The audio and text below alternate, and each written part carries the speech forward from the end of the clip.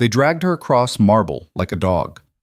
Lady Celine Ravarin, the woman who once stood beside kings, now kneels in her own blood before a throne that owes her everything. The man sitting there?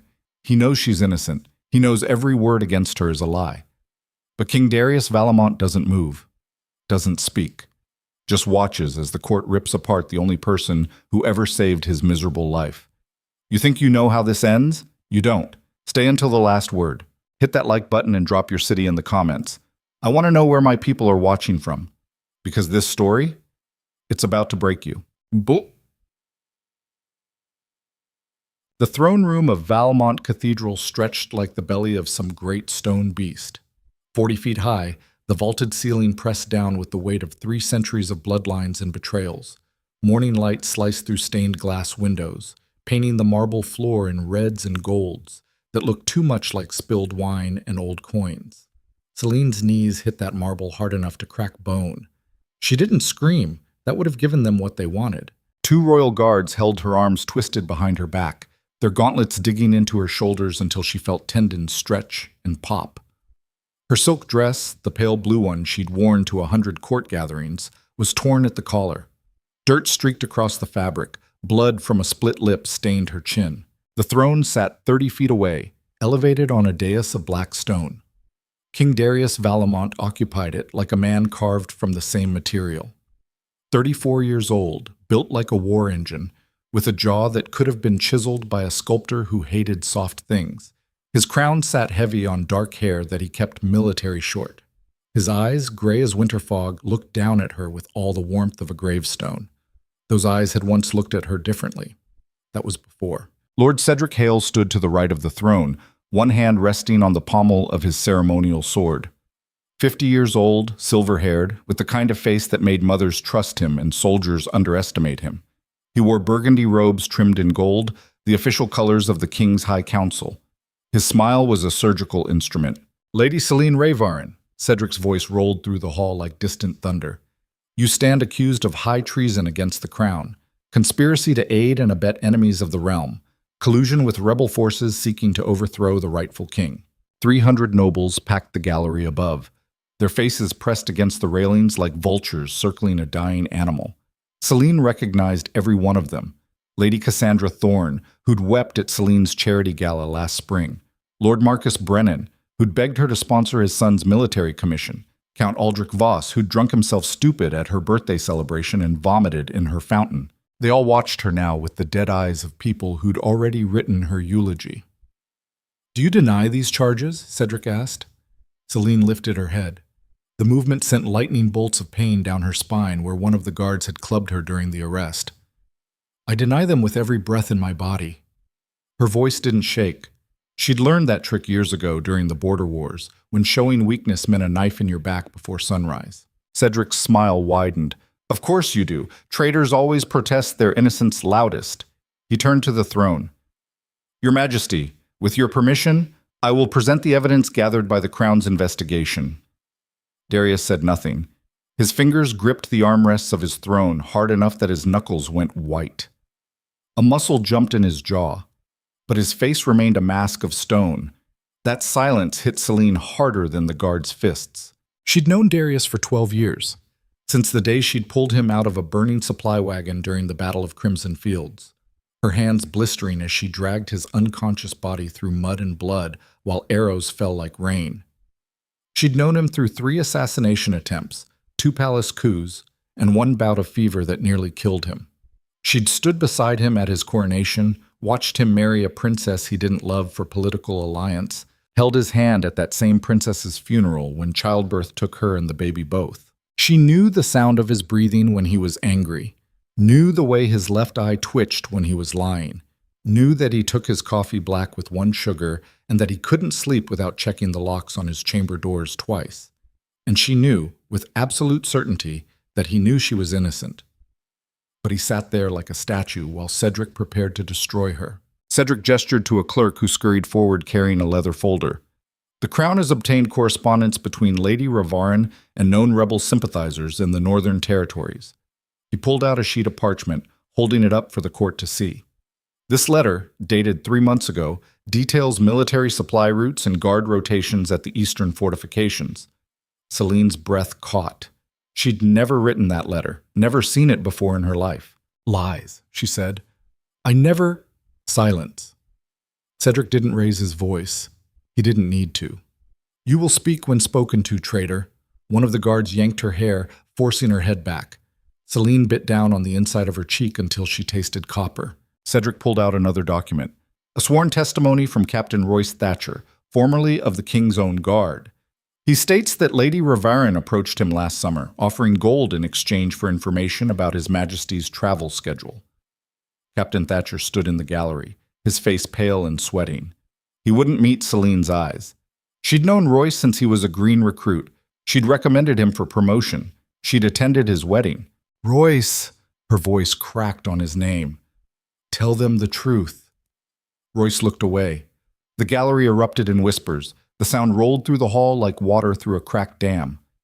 Cedric let it build for a moment, then raised his hand. Silence fell. The evidence is clear. Lady Ravarin has betrayed the trust placed in her. She has used her position of privilege to undermine the very kingdom that elevated her. He turned to face Celine directly. His eyes were chips of black ice. You were nothing when you arrived at court. A minor noble from a dying house, saved from obscurity by the king's generosity. And this is how you repay that mercy? With treachery? I saved his life. The words tore out of Celine's throat. When everyone else ran, I stayed. I pulled him from that fire. Enough! Darius's voice cut through the hall like an axe through wood. Every head turned toward the throne. The king stood. He moved down the dais steps with the careful precision of a man walking on ice. His boots clicked against marble. He stopped 10 feet from where Celine knelt, looking down at her with eyes that held nothing but winter. You will not speak of the past, he said. The woman who saved me died years ago. The person kneeling here is a stranger wearing her face. Something inside Celine's chest cracked. Not her ribs. Something deeper. Your Majesty. The words felt like glass in her mouth. You know I would never betray you. You know? I know nothing. Darius's jaw was so tight she thought she heard his teeth grinding. Except what the evidence shows. And the evidence condemns you. Celine searched his face for any hint of the man she'd known. The one who'd laughed at her terrible jokes. Who'd asked her advice on matters of state because he trusted her judgment. Who'd once told her, late at night in the palace library, that she was the only person in the entire kingdom who made him feel like a human being instead of a symbol. She found nothing, just granite and ice. I taught you better than this, she said quietly. I taught you to question, to demand proof, to never condemn without certainty. Something flickered behind Darius's eyes, there and gone so fast she might have imagined it. Then Cedric stepped forward, positioning himself between the king and Celine. Your Majesty, the court awaits your judgment. The evidence is overwhelming. The law is clear. Treason demands one sentence. The word hung in the air like smoke. Death. Celine's heart hammered against her ribs. She'd faced death before. On battlefields, in dark alleys, during the plague years when bodies stacked like cordwood in the streets. But this was different. This was betrayal wearing the face of justice. Darius stared at her for what felt like hours. Then he turned away. Confine her to the black cells. The trial will continue tomorrow with additional witnesses. Not a sentence, not yet, but not salvation either. Relief and rage warred in Celine's chest. He was buying time. But for what? For her? Or for himself? The guards hauled her to her feet. Pain screamed through her shoulders and knees. Blood from her split lip dripped onto the marble, bright red against white stone. As they dragged her toward the side exit, she twisted her head back for one last look at the throne. Darius stood with his back to her, his shoulders rigid, his hands clenched into fists. Cedric leaned close to the king's ear, whispering something Celine couldn't hear. Whatever he said made Darius's spine stiffen even further. Then the doors slammed shut, and Celine was swallowed by darkness. The black cells lived up to their name. They sat 3 levels beneath the palace proper, carved into bedrock older than the kingdom itself. No windows, no light except what filtered down through the grated ceiling from the corridor above. The walls wept moisture that smelled like rust an old fear. Celine's cell measured 8 feet by 6 feet. A stone bench served as both chair and bed. A bucket in the corner handled waste. That was all. They'd stripped her of her dress, leaving her in a rough wool shift that scratched her skin raw. Her feet were bare. Her hands were chained to an iron ring embedded in the wall, with just enough slack to let her sit or stand, but not enough to reach the cell door. She'd been here for 6 hours. She knew because she'd counted her heartbeats. 2 guards stood watch in the corridor. She could hear them talking in low voices, placing bets on how long she'd last before they led her to the scaffold. 3 days, one said. She's nobility. They'll drag it out for show. 2 days, the other countered. Cedric wants her dead before she can talk. Celine leaned her head against the damp stone and closed her eyes. The evidence against her was manufactured. It had to be. She'd never written those letters, never bribed Thatcher, never conspired with anyone to harm Darius or the kingdom, but someone had gone to enormous trouble to make it look like she had. Cedric. The name settled in her mind like a stone dropping into deep water. Lord Cedric Hale had joined the King's Council 5 years ago, recommended by a coalition of northern lords who controlled most of the kingdom's grain production. He'd been quiet at first, deferential, always ready with sound advice and impeccable timing. Darius had come to rely on him, especially after the queen died and the king withdrew into grief and duty. Slowly, carefully, Cedric had accumulated power.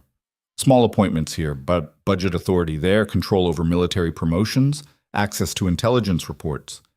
And Celine had watched it happen, had warned Darius once 2 years ago. She told him Cedric was consolidating too much influence, that his network of loyalists looked less like a council and more like a shadow government. Darius had dismissed her concerns, said she was being paranoid, that Cedric was a loyal servant who'd earned his position through merit. They'd fought about it. Their first real fight. She'd left the palace and stayed away for 3 months, working in the border territories to rebuild villages damaged during the last rebel uprising. When she came back, Cedric's power had doubled. Footsteps echoed in the corridor. Not the guards. These were lighter, purposeful. Celine opened her eyes. A figure appeared beyond the cell bars. Female, wrapped in a dark cloak with the hood pulled low. She moved like smoke, making no sound despite the stone floor. The guards didn't react, didn't turn. One of them was mid-sentence about a brothel near the east gate, and he just kept talking like the woman wasn't even there. Magic. Had to be. Some kind of perception ward. The woman pulled back her hood. Lady Cassandra Thorne. 40 years old, with sharp cheekbones and eyes the color of honey. She ran one of the largest intelligence networks in the kingdom, though most people thought she just hosted elaborate dinner parties.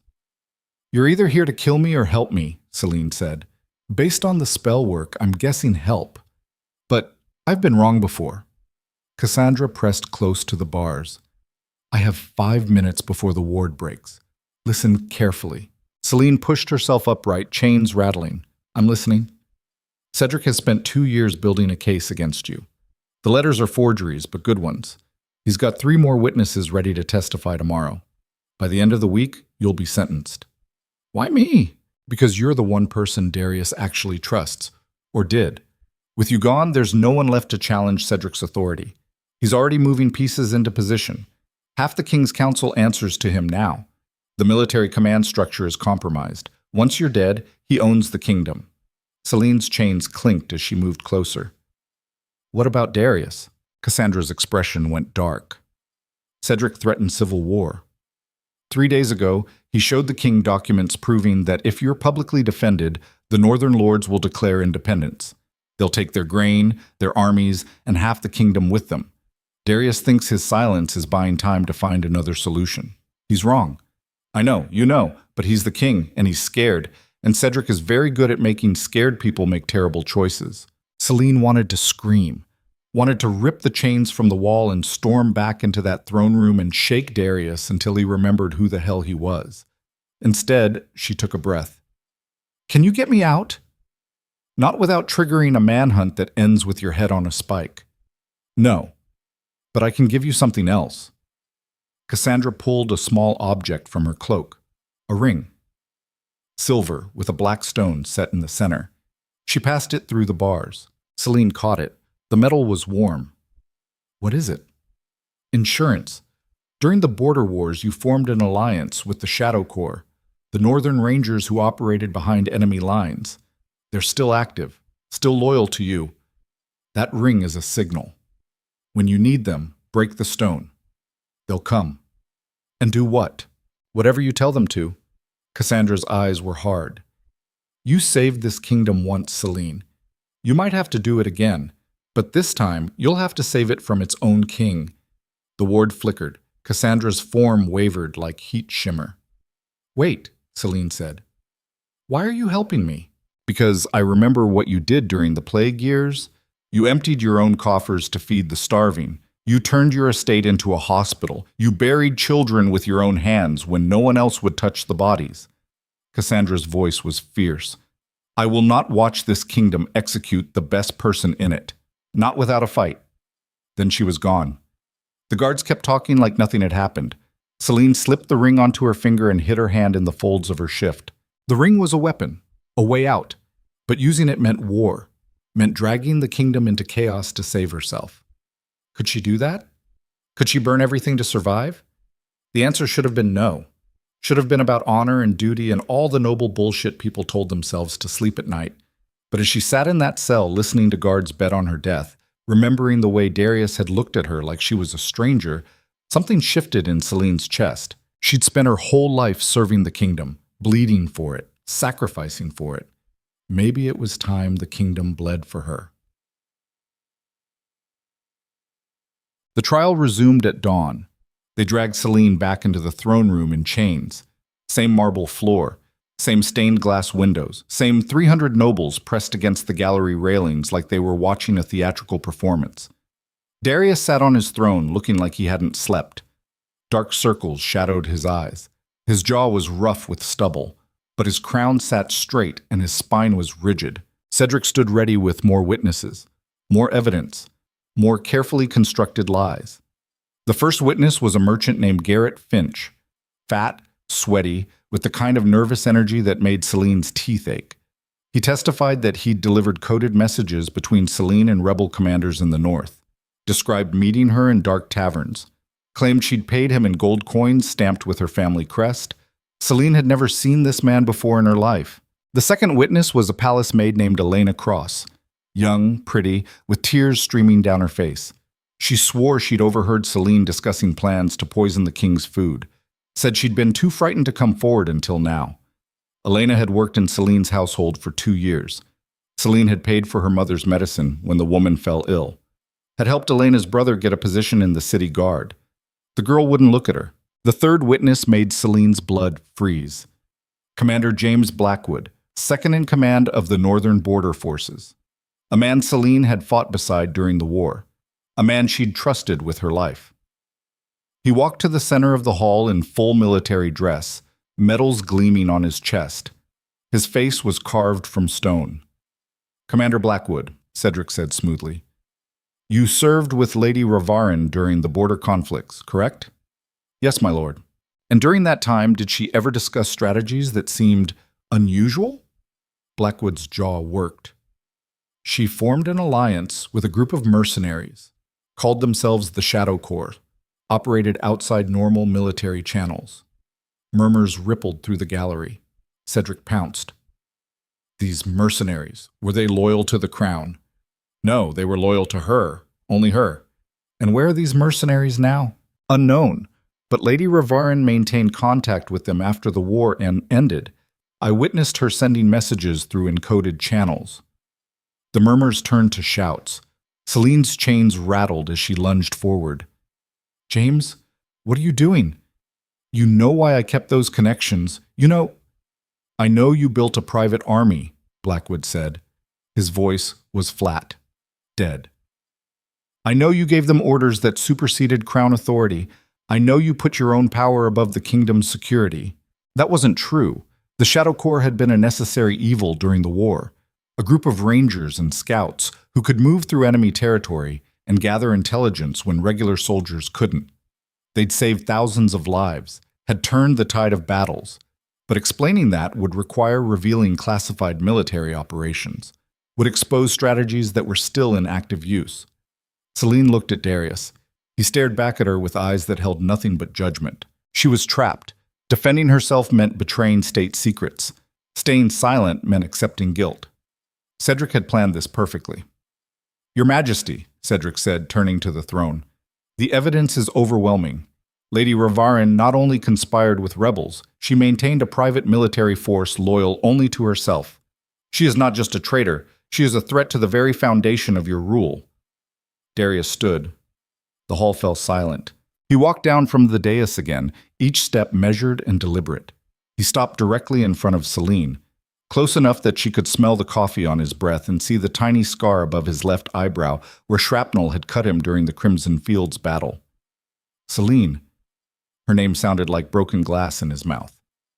"Did you maintain contact with mercenaries outside Crown authority?" She couldn't lie. Not to him. Not about this. "Yes." The gallery exploded. Nobles shouted. Someone threw something that shattered against the floor. The guards had to form a line to keep people from rushing the floor. Darius's face didn't change. "Why?" "Because I knew men like Cedric would eventually come for people like me." The words came out raw, honest, suicidal. "Because I knew there would be a day when loyalty wasn't enough, when service wasn't enough, when truth didn't matter because power decided what was real." Something flickered in Darius's eyes again. That same ghost of recognition. Then Cedric stepped forward, positioning himself between them again. "You see, Your Majesty? She admits her guilt. She built a shadow force because she always planned to use it against the crown. She—" "Enough!" Darius held up one hand. Cedric froze. The king looked at Celine for a long moment. She saw calculations running behind those gray eyes, saw him weighing options, measuring consequences. 3 days, he finally said. "Lady Ravarin will be held until formal sentencing in 3 days' time. The court is dismissed." He turned and walked back to his throne without another word. The guards grabbed Celine's chains and hauled her toward the exit. As they dragged her past the gallery, she saw the faces of the nobles. Hungry. Satisfied. Already writing the story of how they'd witnessed the fall of a traitor. But as she passed the last row, she caught sight of someone else. A young woman with red hair and a servant's uniform. She made eye contact with Celine for just a second, then she touched her collar twice. The signal from Cassandra's network. Help was coming. Maybe. If Celine survived long enough to use it. The cell doors slammed shut again.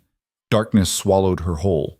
Celine sat on the stone bench and touched the ring on her finger. The black stone felt warm against her skin. 3 days. 72 hours until they dragged her to the scaffold and put a noose around her neck. She could break the stone now, summon the Shadow Course, start a war. Or she could wait. Hope that Darius would remember who he was. That somewhere under the crown and the fear and Cedric's manipulation, the man she'd saved still existed. Her hand hovered over the ring. Then footsteps echoed in the corridor. Multiple sets, heavy boots. The guards outside her cell suddenly went silent. A key turned in the lock. The cell door swung open. Lord Cedric Hale stepped inside, flanked by 2 soldiers Celine didn't recognize. They wore the king's colors, but their faces were wrong. Too cold, too controlled. Cedric smiled. "Lady Ravarin, I thought we should have a private conversation about your remaining time with us." He pulled a knife from his belt. Long, thin, the kind designed to slip between ribs and find a heart. "You see," Cedric continued, 3 days is a very long time. So many things can happen in a cell. Accidents, suicides, tragic outcomes. Celine's hand closed around the ring. Cedric saw the movement. His smile widened. "Go ahead. Call your little mercenary friends.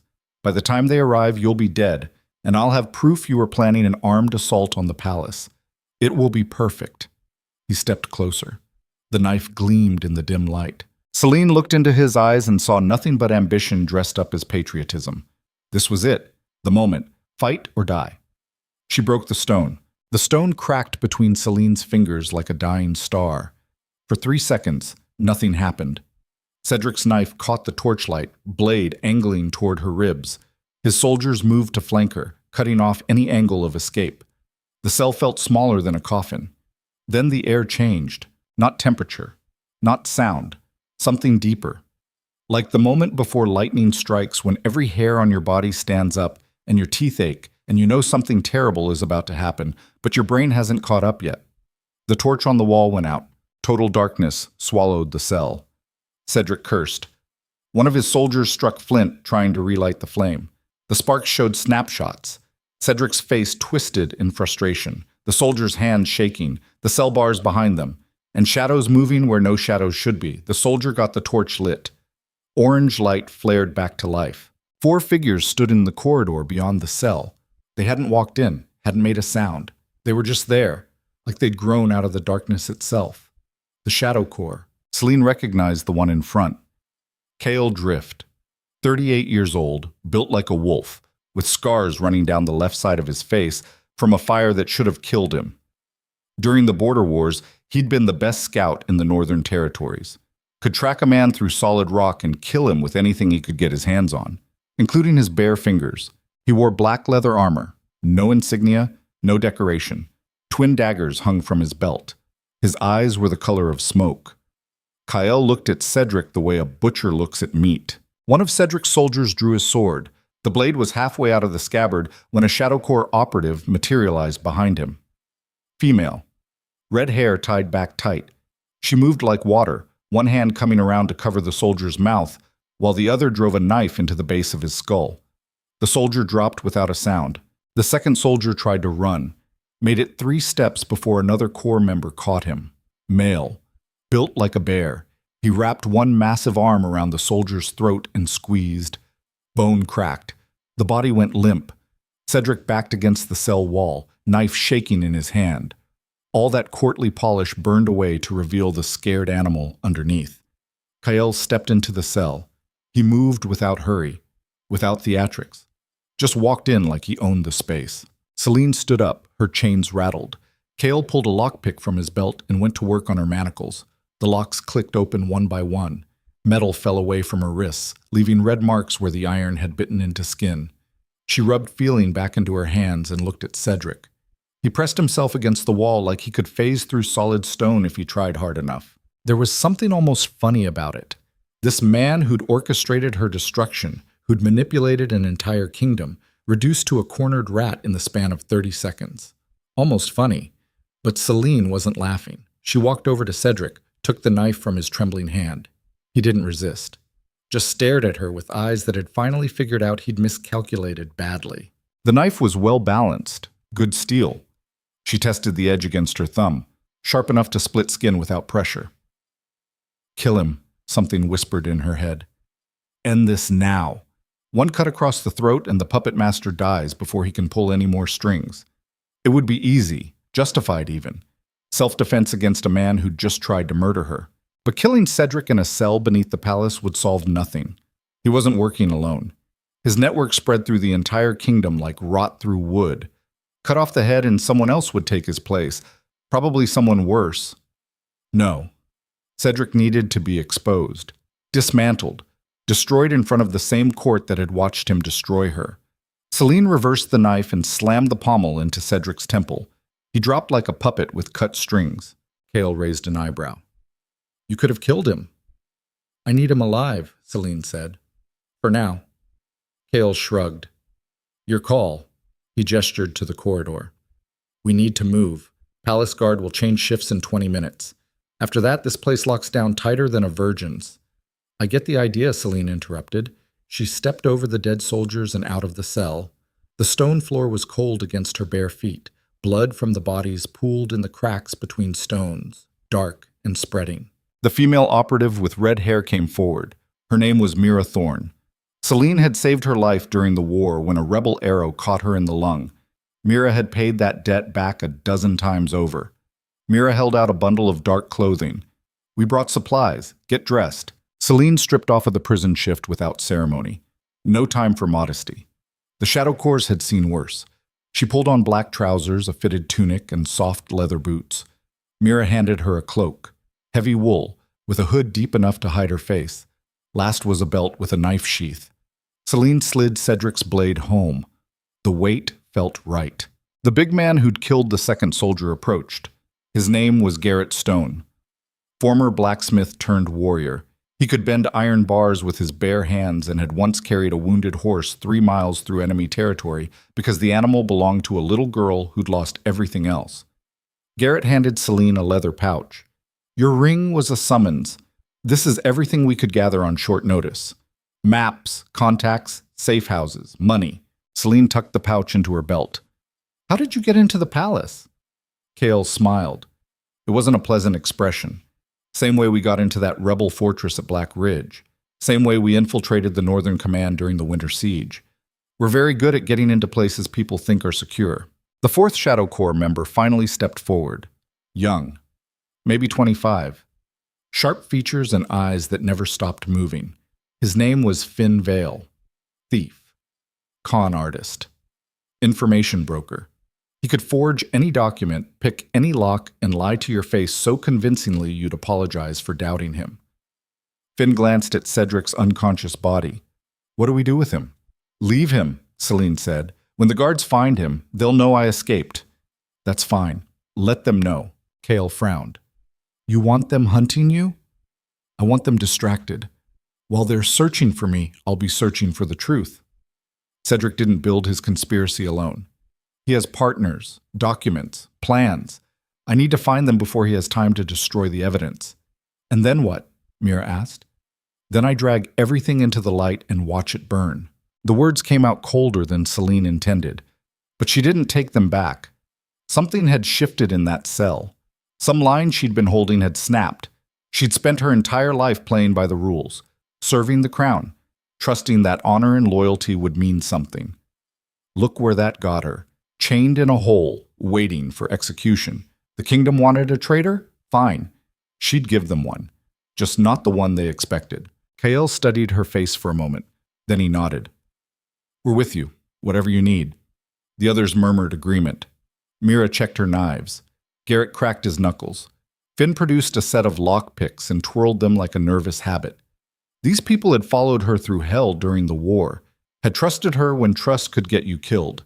They'd answer to her call even now, even knowing it might mean their deaths. That kind of loyalty was rarer than diamonds, and twice as sharp. All right, Celine said. Get me out of this palace. Then we hunt.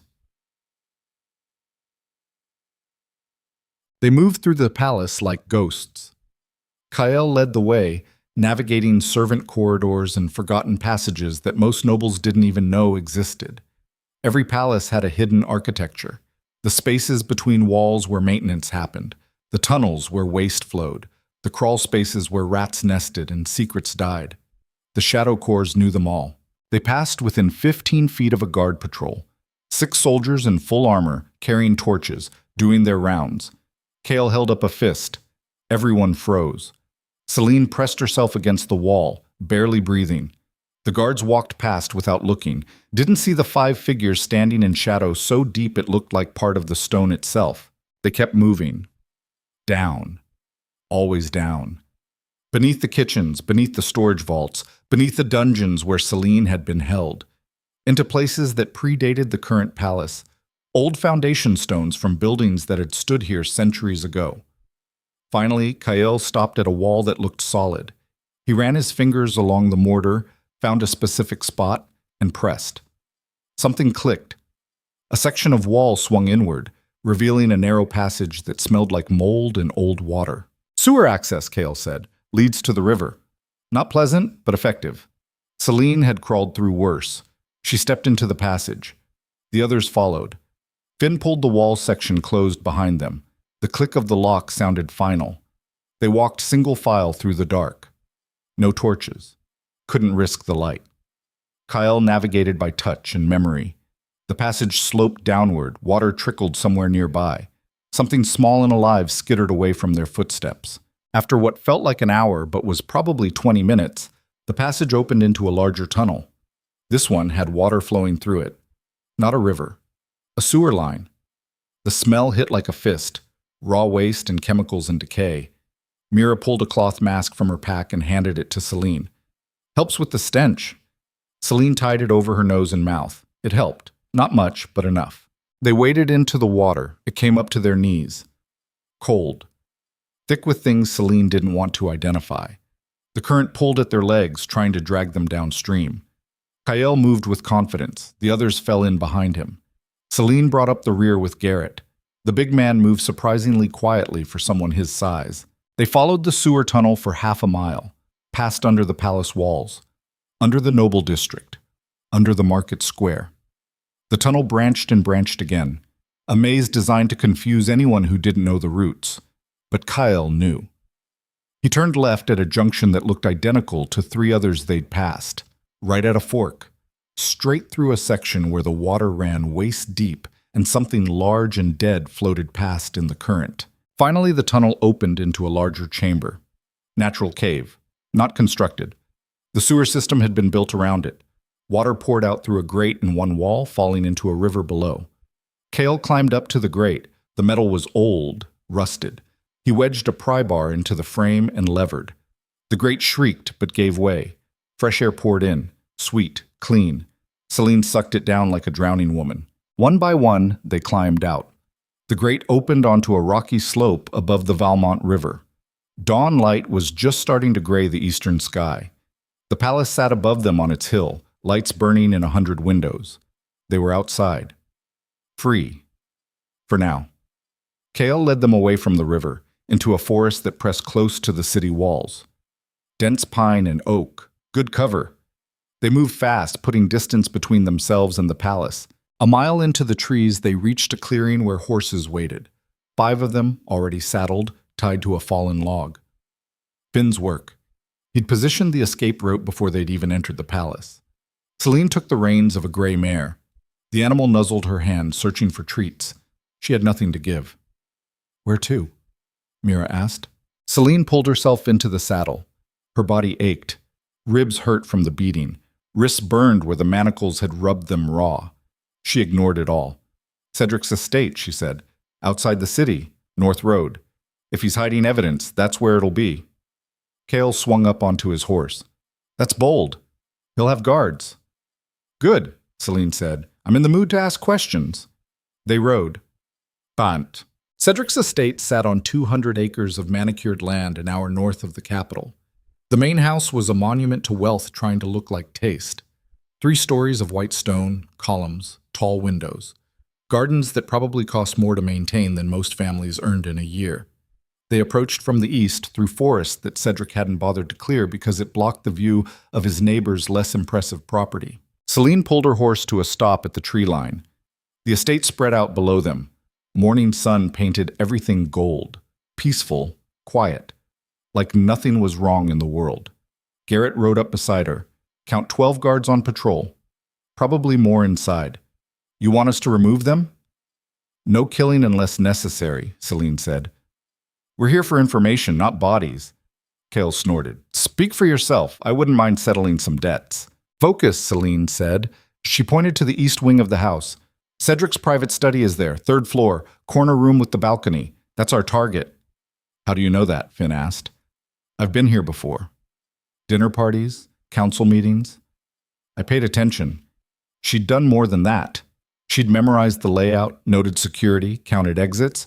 Old habit from the war years. Never enter a building without knowing 3 ways out." Mira studied the estate.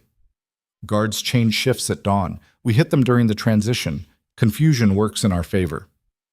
Celine checked the sky. Sun was maybe 20 minutes from full rise. "That's our window." "Finn, I need you on the study lock." "Mira, watch our backs. Garrett and Cale, you handle any guards who get curious." "And you?" Cale asked. "I find what Cedric doesn't want found." They split up. Finn and Celine circled around to the east side of the house. The others took positions to cover their approach and retreat. The guards were professional but not paranoid. They walked set routes, checked standard positions. Predictable.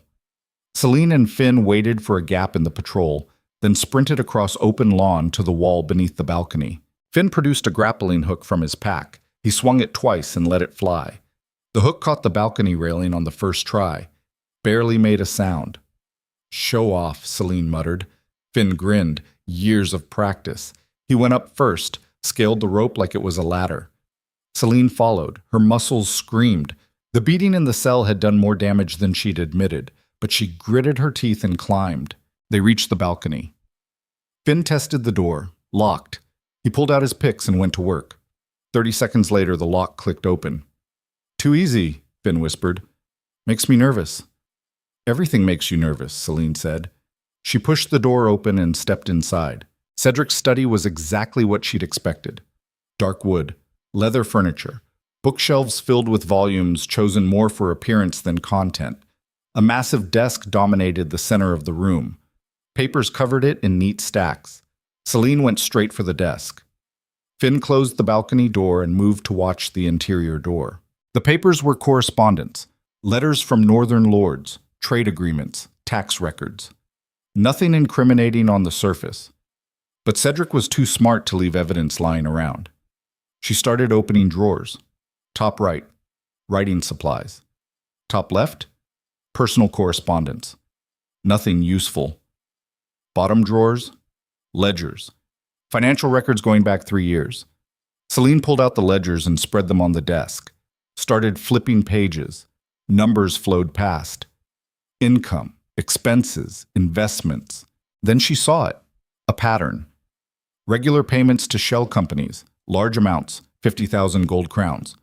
100,000. Payments marked as agricultural investments or trade ventures, but the amounts were wrong for that. Too big, too regular. She traced the payments back. They started 2 years ago, right after Cedric joined the King's Council. Finn hissed a warning. Footsteps. Coming up the stairs. Celine kept searching. There had to be more. The ledgers were proof of financial irregularity, but not conspiracy. Not enough to bring Cedric down. The footsteps got closer. 2 sets. Guards. Talking in low voices. "Find what you need," Finn said. His hand rested on his knife. "Because we're about to have company." Celine's hands flew across the desk, checking every drawer again, feeling for false bottoms, hidden compartments. There. In the bottom left drawer, a space that was slightly too shallow.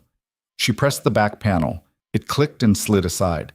Inside was a leather journal, bound in red. No label. She grabbed it and flipped it open. Cedric's handwriting. Neat, precise. Like the man himself. The first page was a list of names. Northern lords, military commanders, court officials. Each name had a number next to it. Payment amounts. Bribes. The second page was a timeline. Detailed plans stretching over 3 years. Phase 1. Infiltrate the council. Phase 2. Establish network of loyalists. Phase 3. Eliminate opposition. Celine's name was on Phase 3, along with 6 others. All people who would have challenged Cedric's authority. 3 of them were already dead. Accidents, illness, random violence. Not random at all. The door to the study opened. 2 guards stepped in. They saw Celine, saw Finn, reached for their swords. Finn moved first. He was smaller than the guards, lighter, but he fought like someone who'd grown up in alleys where size didn't matter as much as speed and desperation.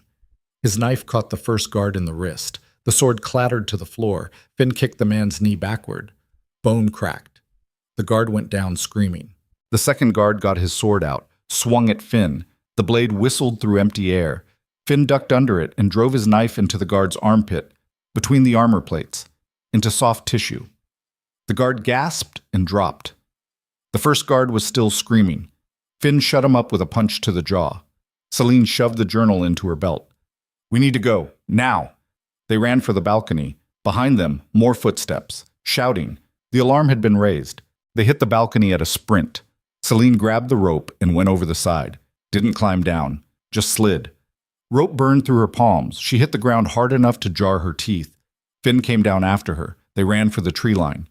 Guards poured out of the house. A crossbow bolt buried itself in the ground next to Celine's foot. Kyle appeared from the trees, bow in hand. He put an arrow through the crossbowman's shoulder. The man spun and fell. Kyle knocked another arrow, sent it through a guard's leg, another through someone's arm. He wasn't killing, just making sure no one could follow effectively. They crashed into the forest. Mira and Garrett were already mounted, holding the extra horses. Celine swung into her saddle. Her hands left blood on the reins. "Ride," she said. They rode. Giki. The safe house was a hunting cabin deep in the Thornwood Forest, 20 miles from the capital, off any main roads. The kind of place people used once a year during deer season and forgot about the rest of the time. The Shadow Corps had made it a forward operating base during the war, stocked it with supplies, weapons, medical equipment. It had everything they needed and the added benefit of being completely off the grid. They reached it by mid-afternoon. Celine's hands were raw and bleeding. Her ribs felt like someone had used them for percussion practice. She slid off her horse and nearly collapsed. Garrett caught her. "Easy," he said. "You're running on spite and anger. Neither of those lasts forever." "They last long enough," Celine said, but she let him help her inside. The cabin was small. Single room. Stone fireplace. Wooden table. A few cots against the walls. Mira got a fire going while Finn tended the horses. Kale started organizing their gear. Garrett made Celine sit down and examined her hands. "This is going to hurt," he said. He poured alcohol over the rope burns. Celine bit down on her tongue to keep from screaming. White light exploded behind her eyes. Garrett wrapped her hands in clean bandages. "You need rest. Real rest. Not 3 hours of unconsciousness between running for your life." "Later," Celine said. She pulled the journal from her belt and set it on the table. "First, we read." The others gathered around. Celine opened the journal, started reading aloud. It was all there. Every detail of Cedric's conspiracy. Names, dates, payment amounts, forged documents, murdered rivals. The plan to frame Celine, the threats used to keep Darius silent. And more. Plans that hadn't happened yet. After Celine was executed, Cedric intended to push for military expansion into the southern territories. Start a war that would require emergency powers, powers that would effectively make him the real ruler while Darius became a figurehead. It was brilliant, systematic, ruthless. And it would have worked if Cedric hadn't gotten impatient and tried to kill Celine in her cell instead of waiting for the execution. Kale leaned back in his chair. "This is enough. We take this to the king, show him what Cedric really is. He'll have to listen." "Will he?" Mira asked. The man watched Celine get dragged through hell and didn't lift a finger. "What makes you think he'll suddenly grow a spine?" "Because he's being blackmailed," Celine said. She flipped to a page near the back of the journal. "Look, Cedric has evidence that the Northern Lords are ready to rebel. If Darius defended me publicly, it would trigger civil war. So the king chose the kingdom over you," Finn said quietly. "That's almost noble, in a horrifying way." "It's cowardice," Kyle said. "You don't abandon people to save yourself." "He didn't save himself," Celine said. She stared at the journal. "He saved the kingdom. At my expense. That's what kings do. Calculate. Weigh lives. Decide who's expendable." The words tasted like ashes, because part of her had always known, had always understood that when it came down to it, Darius would choose duty over her. He was a king first, a man second. She just never thought she'd be the one sacrificed. "So what now?" Garrett asked. "We can't exactly walk into the palace and hand this to Darius. The guards are probably searching for you everywhere." "We don't go to Darius," Celine said. "We go to the people Cedric hasn't corrupted yet. The ones he hasn't bribed or blackmailed. We expose everything at once. Public. Loud. Impossible to cover up." "How?" Mira asked. "The Grand Assembly," Celine said. 3 days from now, every noble house in the kingdom will be there. Every military commander. Every major merchant guild. Cedric will present my sentence to be ratified by the full court." That's when we hit him. Kael raised an eyebrow. "You want to crash your own execution hearing? I want to turn it into Cedric's trial instead." The room fell silent. Outside, wind moved through the trees. A bird called. Normal sounds. The world going on like nothing had changed. But everything had changed. Celine felt it in her bones. She'd crossed a line, broken out of prison, stolen evidence. She was everything they'd accused her of now. A rebel. A threat to the crown. The difference was, now she had a reason to be. Finn broke the silence. "You understand this means war, right? Cedric won't go down without a fight. And even if we expose him, his network is deep. We're talking about taking on half the kingdom's power structure." "I know," Celine said. "Could get us all killed," Garrett added. "I know. Might not even work," Mira said. "Darius could side with Cedric anyway. Choose stability over justice." "I know." Kael studied her face. "You're really going to do this? Burn it all down? even if it means destroying the kingdom you spent your life protecting. Celine looked at each of them. These people who'd followed her into hell, who'd answered her call when everyone else abandoned her. I spent my life serving a kingdom that was supposed to stand for something, she said. Honor, justice, truth. If those things are just words we pretend matter while powerful men do whatever they want, then that kingdom isn't worth protecting. Maybe it needs to burn so something better can grow in its place. The others exchanged glances. Some kind of wordless communication that people who'd fought together developed.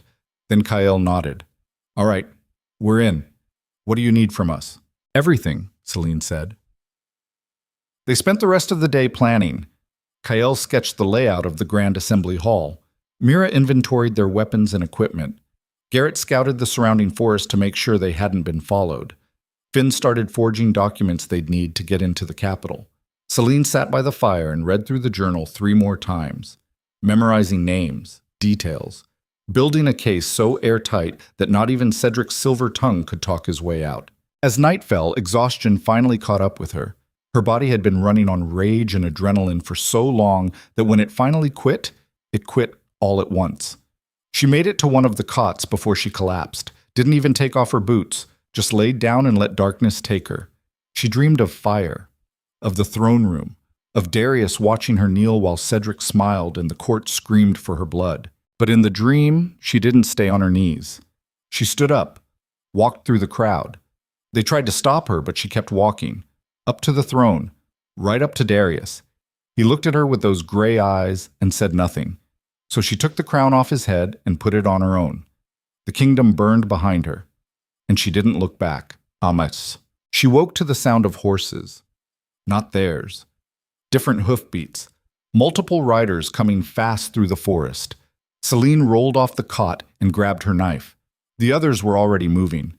Kael at the window, Mira by the door, Garrett and Finn taking positions to cover the exits. How many? Celine whispered.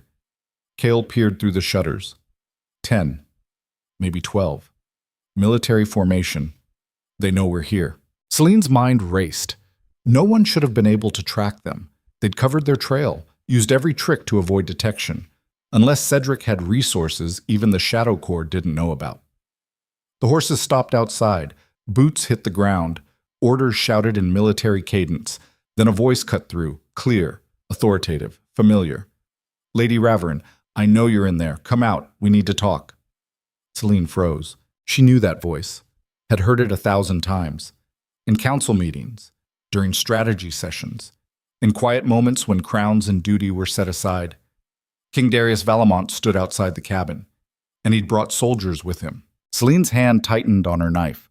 The blade felt inadequate, like bringing a toothpick to a sword fight.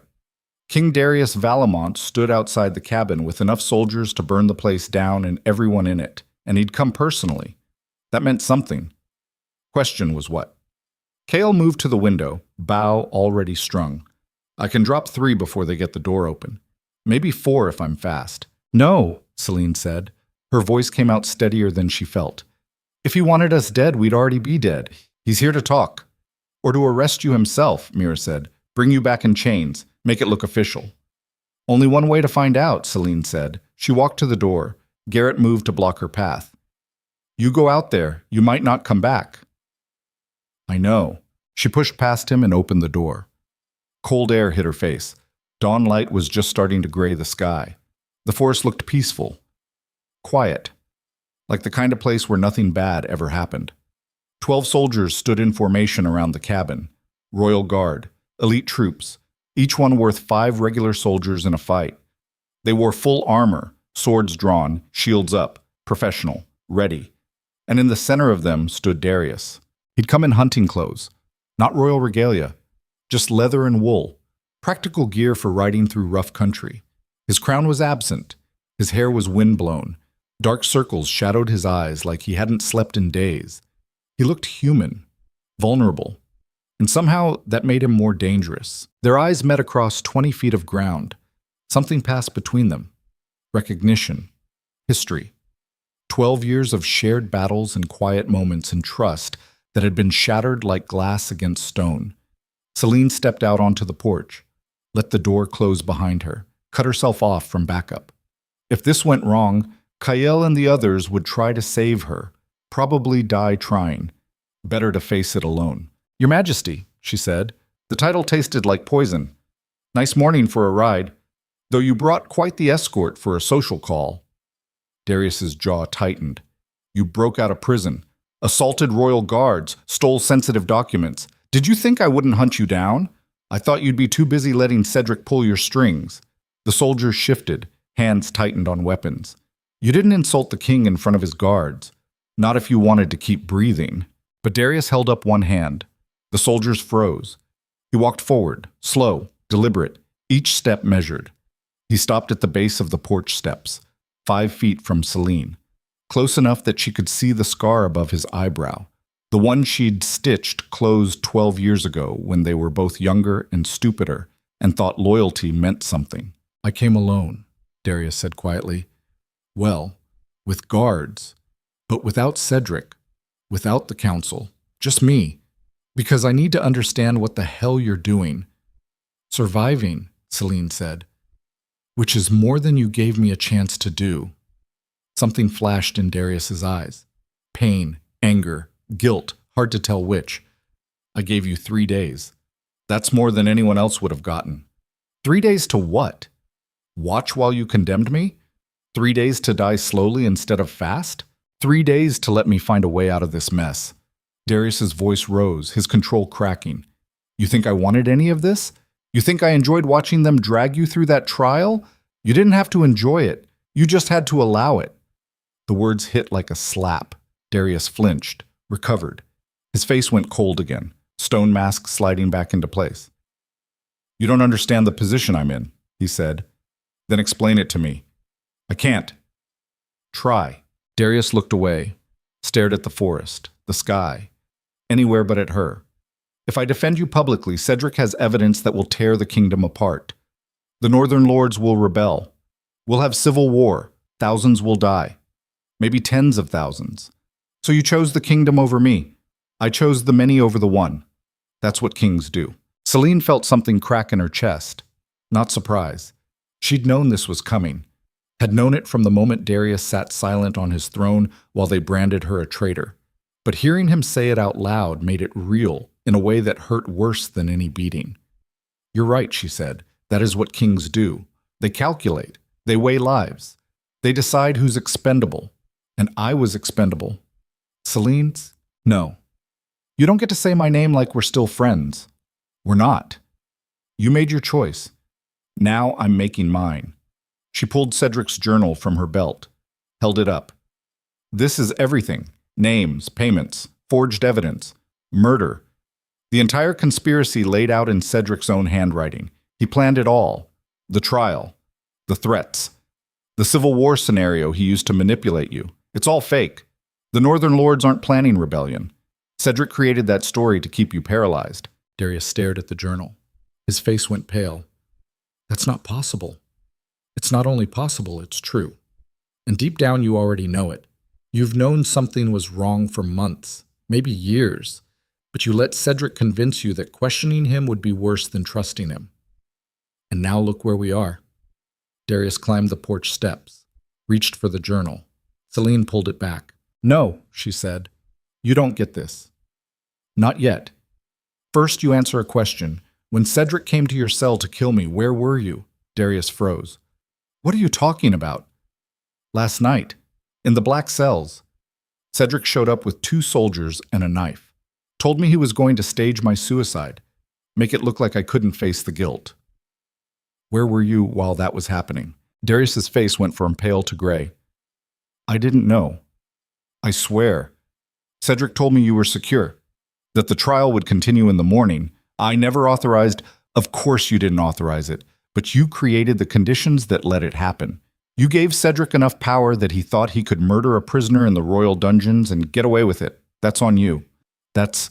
The words landed like hammer blows. Darius's shoulders sagged. For just a moment he looked less like a king and more like a man who'd made terrible mistakes and couldn't figure out how to fix them. Tell me what you need, he said quietly. Tell me how to make this right. Celine wanted to believe him. Wanted to think that the man she'd saved at Crimson Field still existed under the crown and the fear and the weight of duty. But trust was a luxury she couldn't afford anymore. I need you to step back, she said. Stop protecting Cedric. Stop letting him run the kingdom from behind your throne. And when I expose him at the Grand Assembly, I need you to have the spine to stand with truth instead of political convenience. That's not asking me to step back.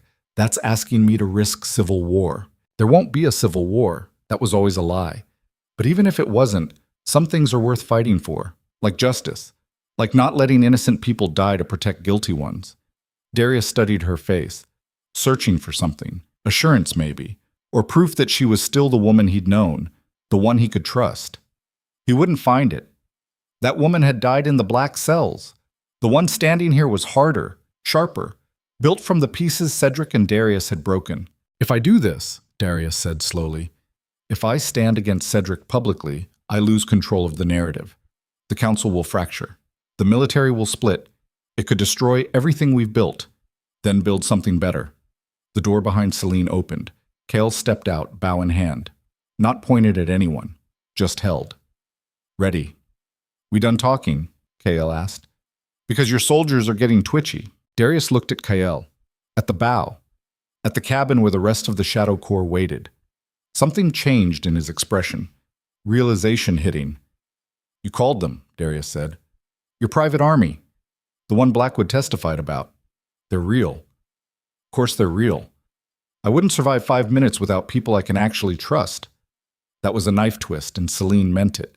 Darius took it without flinching. He turned to his soldiers. Stand down. We're leaving. The soldiers looked confused. One of them, a captain with gray in his beard, stepped forward. Your Majesty, our orders were to secure the fugitive and— Our orders have changed, Darius cut him off. Lady Raverin and I have reached an understanding. We're returning to the capital. Alone. The captain's eyes widened. Sire, with respect, Lord Cedric specifically instructed us to— Lord Cedric does not give orders to the King's Guard. I do. And I'm ordering you to return to the palace and inform Lord Cedric that Lady Raverin escaped before we arrived. Am I clear? The captain swallowed. Yes, Your Majesty. Good. Dismissed. The soldiers mounted up and rode off, slowly, reluctantly, like they knew they were missing something but couldn't figure out what. When they were gone, Darius turned back to Celine. You have 2 days until the Grand Assembly. Use them. Find every piece of evidence you can. Build a case that's airtight, because when you walk into that hall, Cedric will come at you with everything he has. And you? What will you do? My job. Darius's voice was flat, cold. I'll keep Cedric distracted. Make him think I'm still under his thumb. Give you time to work. That's not enough. It's all I can give you right now. Darius's eyes were hard. You're asking me to dismantle my entire government based on a journal I haven't read. I believe you. I do. But I need to see the evidence myself, verify it, make sure this isn't another manipulation. Celine wanted to argue, wanted to scream that after everything he still didn't trust her completely. But she swallowed it down. Because he was right. Kings couldn't act on faith. They needed proof. She handed him the journal. Read fast. You've got the ride back to memorize it. Darius took the journal, opened it, started reading. His face changed with every page. Shock, anger, horror. By the time he reached the section detailing the murders of 3 council members, his hands were shaking. He's been doing this for 2 years, Darius said. 2 years and I never saw it, ever.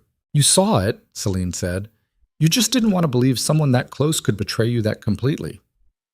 That's what makes people like Cedric dangerous. They don't look like villains. They look like loyal advisors.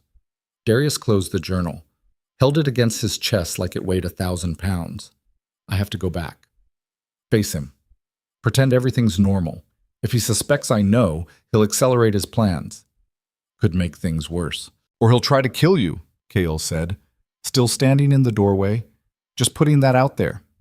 He won't, Darius said. He needs me alive. A dead king creates chaos. Cedric wants control, not anarchy.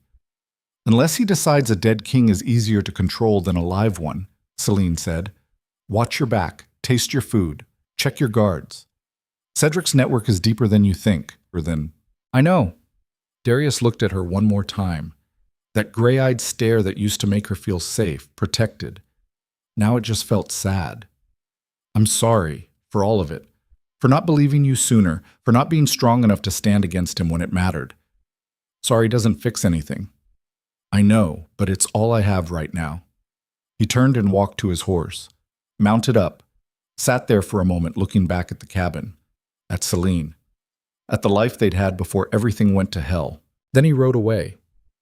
The sound of hoofbeats faded into the forest until there was nothing but wind and birds, and the terrible silence of bridges burned beyond repair. Kael came down the porch steps. You trust him?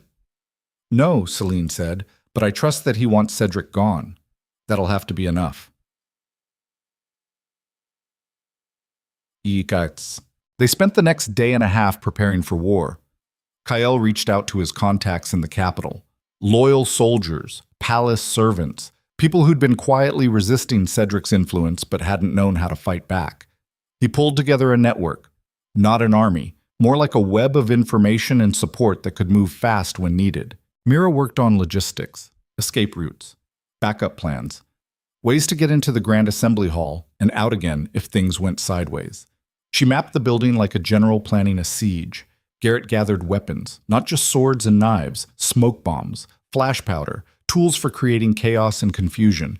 If they had to fight their way out, he wanted every advantage. Finn forged documents, invitations to the Grand Assembly for people who weren't on the official list, identity papers for Celine and the others, everything they'd need to walk through the front door like they belonged there. And Celine memorized Cedric's journal, every name, every date, every detail. She burned it into her memory until she could recite entire pages word for word. When she stood in front of that court, she needed to be perfect. One mistake and Cedric would tear her apart. The night before the assembly, they sat around the cabin's fireplace. Quiet. Tense. The kind of silence that happened before battle, when everyone was thinking the same thing, but nobody wanted to say it out loud. Tomorrow we might die. Mira broke first. I've been thinking, what if Darius doesn't back us? What if he sits there and lets Cedric crucify you all over again? Then we improvise, Celine said. We have the evidence. We have witnesses. Even if Darius fails, we can still expose Cedric. Witnesses? Kael raised an eyebrow. Who? Captain Blackwood, Celine said. The one who testified against me. He's been on Cedric's payroll for 6 months. That's in the journal. If we confront him publicly with proof, he might break, might admit the lies. Or he might double down, Finn said. People don't like admitting they're wrong, especially in front of 300 nobles. We'll see, Celine said. But either way, tomorrow we burn Cedric's empire to ash. Everything he's built, every lie he's told, all of it ends. Garrett leaned forward. You understand what happens after, right? Even if we win, even if Cedric goes down, you've broken out of prison, killed royal guards, stolen state documents. The kingdom's laws don't just disappear because you were right. I know. So you're throwing away your life, your title, your place in society, all of it, just to bring down one man. Not one man, Celine said. A system. Cedric isn't the disease, he's a symptom. The real problem is a government that lets people like him accumulate that much power, that punishes loyalty and rewards manipulation, that sacrifices innocence to maintain order. If exposing Cedric means burning that system down, then that's what I'll do. The others looked at her, really looked, like they were seeing her for the first time. You've changed, Mira said quietly. You're not the woman we knew during the war. No, I'm not. That woman believed the system would protect her if she served it well enough. This woman knows better. Kael smiled. It was a wolf's smile. Dangerous. I like her better. They talked strategy until midnight, then one by one they drifted off to sleep, preparing bodies and minds for what was coming. Celine didn't sleep. She sat by the fire and watched flames consume wood, watched ash rise and scatter, thought about kingdoms and crowns and the difference between justice and revenge. She'd crossed so many lines in the last few days, broken so many rules, become exactly what they'd accused her of being, a rebel, a threat, someone willing to tear down everything to save herself. But it wasn't just about saving herself anymore. It was about making sure this never happened to anyone else. making sure the next person who stood up for truth didn't end up in chains. That was worth becoming a monster for. Dawn came too fast and too slow. They dressed in formal clothes, nobles attending a grand event. Finn had stolen the outfits from a merchant caravan. Perfect forgeries. Celine wore a deep red dress that looked expensive and hid the knife strapped to her thigh. Kyle and Garrett wore military dress uniforms. Mira and Finn wore servants' livery. They'd enter separately. Reduce suspicion. Meet inside once everyone was seated. Celine rode toward the capital with her heart hammering against her ribs. The city rose on the horizon. White stone walls, tall towers, beautiful and corrupt, and home. She'd saved this kingdom once, bled for it, nearly died for it. Now she was going to break it. They reached the city gates by mid-morning. Guards checked papers. Finn's forgeries held. They waved the group through. The streets were packed, everyone heading toward the Grand Assembly Hall. This was the biggest political event of the year. Every noble family wanted to witness the trial's conclusion, wanted to see the traitor sentenced, wanted blood. They'd get it, just not the blood they expected. The Grand Assembly Hall sat in the heart of the noble district. Massive stone building with columns and arches and enough space to hold 500 people comfortably. Today, it held closer to 1,000, standing room only. Bodies packed in like cattle. Celine walked through the main entrance wearing confidence like armor. Head up, shoulders back, moving like she belonged. Guards checked invitations at the door. Finn's forgery passed. She was inside. The hall was chaos. Nobles shouting to be heard. Servants running everywhere. The smell of perfume and sweat and anticipation thick enough to choke on. Celine pushed through the crowd toward the main chamber. The trial would happen there, in front of everyone. Public spectacle. She found a position near the back. Good sightlines. Multiple exits. Kale materialized beside her 2 minutes later. Then Mira, Garrett, Finn. They were all in place. The great doors at the front of the chamber opened. Trumpets sounded. Everyone fell silent. King Darius Valamont entered first. Full royal regalia, crown, robes, scepter. He looked every inch the ruler, untouchable, divine. Behind him came the council, 12 men and women who ran the kingdom's day-to-day operations. Cedric walked at Darius's right hand, smiling, confident. They took their positions on the raised platform at the front of the hall. Darius sat on his throne. Cedric stood beside him. The herald stepped forward, rang a bell. By order of His Majesty King Darius Valamont, this assembly is called to witness the sentencing of Lady Celine Ravarin, convicted traitor to the crown. Murmurs rippled through the crowd. The herald continued. However, the prisoner has escaped custody. A manhunt is underway. His Majesty will address the court regarding this development. Darius stood. The room fell silent. His voice carried across the hall. Lady Ravarin's escape is a stain on the honor of this kingdom. Guards have failed in their duty. Security will be reviewed and strengthened. Cedric stepped forward. Your Majesty, if I may. Lady Ravarin's escape proves her guilt beyond doubt. An innocent person would have trusted the justice system. Only the guilty run. Clever. Turning the escape into additional evidence. Cedric was good. Celine had to give him that. Darius nodded. Lord Cedric makes a valid point. However, a disturbance at the back of the hall cut him off, shouting, guards pushing through the crowd. Someone was fighting their way toward the front. Celine's blood went cold. Captain Blackwood burst into the chamber. His uniform was torn. Blood streaked his face. He looked like he'd been running for his life. Your Majesty, Blackwood gasped, I have urgent news, information about Lord Cedric, about the conspiracy. The hall exploded, everyone talking at once. Guards rushed forward. Cedric's face went pale. Darius held up his hand. Silence. The room obeyed. Captain Blackwood, Darius said, you testified against Lady Ravarin. Why should anyone believe you now? Because I lied, Blackwood said. The words came out like broken glass. Lord Cedric paid me to lie. Paid me to say Lady Ravarin conspired with rebels. It wasn't true. None of it was true. More chaos. Nobles shouting. Cedric stepped forward, hands raised. Your Majesty, this man is clearly unstable. He's been under enormous stress. Perhaps he should be taken to— No, Blackwood interrupted. I'm done being silent. I'm done protecting monsters. Lord Cedric has been running a shadow government for 2 years, bribing officials, murdering rivals. I have proof. Documents, testimony, everything. He pulled a leather folder from his coat, held it up. Cedric's face twisted, then smoothed. Recovery so fast most people probably missed it. But Celine saw the moment he made his choice. Guards, Cedric said. His voice was calm, reasonable. Arrest Captain Blackwood. He's clearly been compromised, possibly by Lady Reverin herself. This is a coordinated attack on the crown. The guards hesitated, looking between Cedric and Darius, waiting for the king's order. Darius stared at Blackwood, at Cedric, at the folder. Then his eyes found Celine in the crowd. She saw him recognize her, saw him understand that this was it. The moment. Choose now. Truth or convenience, justice or control. Darius opened his mouth to speak, and Cedric pulled a knife. Everything happened at once. Cedric lunged at Darius. The blade flashed toward the king's throat.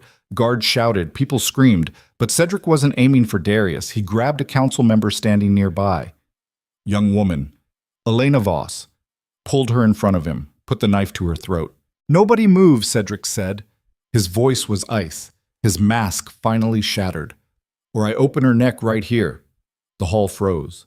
1,000 people holding their breath. Cedric backed toward a side exit, dragging Elena with him. Guards followed but didn't attack. Couldn't risk the hostage. He looked at Darius. You weak fool. You had everything. Power, control, stability. And you were going to throw it away for her. For a woman who means nothing. Celine stepped forward. Let her go. This is between you and me. Cedric's eyes found her. You. You couldn't just die quietly. Had to make this difficult. That's what I do. Cedric laughed. It was an ugly sound. You think you've won, but even if I fall, my network survives. I have allies in every branch of government. Military, courts, treasury. Kill me and 3 more take my place. Maybe, Celine said, but they won't have your journal. Won't have your evidence. Won't have your protection. Your empire dies with you. Cedric's knife pressed harder against Elena's throat. A line of blood appeared. Elena whimpered. Cale moved through the crowd, silent, invisible. His bow appeared in his hands. Cedric saw the movement, tightened his grip on Elena. The knife bit deeper. Darius finally found his voice. Lord Cedric, stand down. Release the hostage. We'll discuss this. There's nothing to discuss. Cedric was at the exit now. Guards blocked it, but they parted. Couldn't risk Elena. I'm leaving. The girl comes with me. Anyone follows, she dies. Understood? He backed through the door. Gone. Taking Elena with him. The hall erupted. Guards rushed for the exits. Nobles panicked. The careful order of the assembly collapsed into chaos. Celine pushed through the crowd. Made for the side exit Cedric had used. Kael and the others followed. They burst into a corridor. Empty. Cedric had a head start, but not much of one. Footsteps echoed ahead. Running. They gave chase. The corridor split, left toward the main palace, right toward the gardens. Celine went right. Pure instinct. Cedric was running. He'd want open ground, options. They hit the gardens at full sprint, ornamental hedges, fountain, stone paths. And there. Cedric dragging Elena toward the outer wall, toward freedom. Cale raised his bow. I can make the shot. Too risky, Celine said. Hit him wrong and Elena dies. So what's the play? Celine thought fast. Cedric was desperate, cornered. That made him unpredictable, dangerous, but it also meant he'd make mistakes. She stepped into the open, walked toward Cedric, slow, hands visible, unthreatening. Cedric spun. Knife up, stay back. Celine kept walking. You know this is over. The journal's public. Blackwood's testimony is public. Your conspiracy is exposed. There's nowhere left to run. I'll disappear. Take new identity. Start somewhere else. With what? Your accounts are frozen. Your allies are abandoning you. You're alone. Not alone. Cedric yanked Elena closer. I have leverage. She's not leverage. She's an innocent woman. Let her go. Face justice like a man instead of hiding behind hostages like a coward. The word hit. Cedric's face flushed red. I'm not a coward. I'm a patriot. Everything I did was for the kingdom. You murdered people. Acceptable losses. Cedric's voice rose. You don't understand what it takes to run a kingdom. The hard choices. The necessary evils. I did what Darius was too weak to do. You did what benefited you. Same thing. Celine was 20 feet away now, close enough to see the sweat on Cedric's forehead, the wild look in his eyes. He was breaking, losing control. She needed to push harder. Tell me something, she said. When you decided to frame me, when you forged those letters and bribed those witnesses, did you ever think about what it would do to me? Or was I just another problem to solve? Cedric's mask cracked wider. You were always going to be a problem. Too close to the king, too influential. You had to be removed. So you destroyed my life. I saved the kingdom. You saved yourself. The knife shook in Cedric's hand. Elena sobbed. Blood dripped down her neck. Kale's bow creaked, ready to fire. Celine held up one hand. Wait. She looked at Cedric, really looked, past the rage and fear, to the man underneath. And she saw what she'd missed before. He wasn't a monster. He was just a man who'd convinced himself that his ambition was patriotism, that his cruelty was necessity, that the ends justified any means. He'd probably started with good intentions, serving the kingdom. Then somewhere along the way, serving the kingdom became indistinguishable from serving himself. It happened slowly, one compromise at a time, one betrayal, one murder, until the man he'd been was buried under the man he'd become. Celine understood that, because she'd felt it happening to herself, felt the pull toward becoming something darker, something ruthless, felt the temptation to justify anything as long as it got results. The difference was she'd recognized it, pulled back, chosen to stay human. Cedric never had. You can still surrender, Celine said quietly. Let Elena go. Face trial. There are worse ways to end this. Cedric laughed. That broken, ugly sound again. You think I'll get a fair trial? After everything that's been revealed? I'm dead either way. At least this way I choose how. His hand moved. The knife started to fall. Kale's arrow flew. It caught Cedric in the shoulder, right side. Impact spun him. The knife fell from nerveless fingers. Elena broke free. Ran. Cedric dropped to his knees, blood spread across his burgundy robes. He looked up at Celine, eyes unfocused, shocked. You shot me, he said, like he couldn't believe it. Actually, Kyle shot you, Celine said. I would have aimed for the head. Guards poured into the garden, surrounded Cedric, weapons drawn. He didn't resist, just knelt there, bleeding. Darius appeared, crown gone, robes torn. He looked at Cedric, at Celine, at the chaos his kingdom had become. Arrest him, Darius said. His voice was hollow. Flat. Lord Cedric Hale, you're charged with high treason, murder, conspiracy. You'll stand trial for your crimes. Guards grabbed Cedric, hauled him to his feet. He didn't fight, just looked at Darius with something like pity. You'll regret this, Cedric said. Without me, you're nothing, just a boy playing king. You'll fail, and when you do, remember I tried to save you. They dragged him away. Silence fell over the garden, broken only by Elena's sobbing and the distant shouts from the assembly hall. Darius walked over to Celine, stood there, two people who'd saved each other's lives more times than they could count. Now they felt like strangers. It's done, Darius said. No, Celine replied. This is just the beginning. Cedric's network still exists. His allies, his corruption, it's woven through every level of government. Rooting it out will take years. Then will take years. We? Darius met her eyes. I need you. The kingdom needs you. I can't fix this alone. Celine wanted to say yes, wanted to believe they could rebuild, that trust could be repaired, that the bond they'd once shared could be restored. But something in her chest felt permanently broken. I can't, she said. Not yet. Maybe not ever. You chose duty over me. That's your right as king, but it means I can't stand beside you anymore. Can't be the person who gets sacrificed next time duty demands it. Darius's face crumbled. Celine, please, I'm sorry. She turned and walked away. Kyle and the others fell in beside her. They left the garden, left the palace, left Darius standing alone surrounded by the ruins of his government. They rode out of the capital as the sun set. The city burned behind them, not literally, But close enough. Riots in the streets, nobles fleeing, the whole corrupt system collapsing under the weight of revealed truth. Celine didn't look back. She'd won. Exposed Cedric, saved the kingdom, proven her innocence, and lost everything that mattered in the process. That night they made camp in the same forest where this had all started. Sat around a fire. Quiet. "So what now?" Mira asked. "Now we rebuild," Celine said. "But not the kingdom, us. Figure out who we are when we're not fighting someone else's war." "And if Darius calls you back?" Kael asked. "Then he calls." Celine stared into the flames. "But I'm done answering to kings." 3 weeks passed like a slow bleed. Celine and the Shadow Corps stayed in the forest, moving camp every few days, never settling, always watching the roads for signs that Darius had sent soldiers after them. He never did. That should have felt like mercy. Instead, it felt like abandonment wearing a different mask.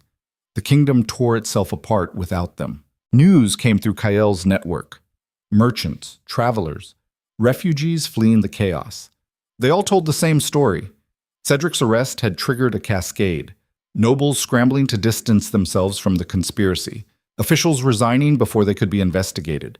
The military splitting into factions, some loyal to the crown, others to whoever promised stability. And Darius at the center of it all, trying to hold together a government built on lies and compromises, trying to rebuild trust that had been shattered beyond repair. Celine listened to the reports and felt nothing, no satisfaction, no regret, just a hollowness where something vital used to be. On the 22nd day, a rider came. Mira spotted him first, single horsemen approaching their camp at dawn. No armor, no weapons visible. Just a man on a tired horse carrying a message tube.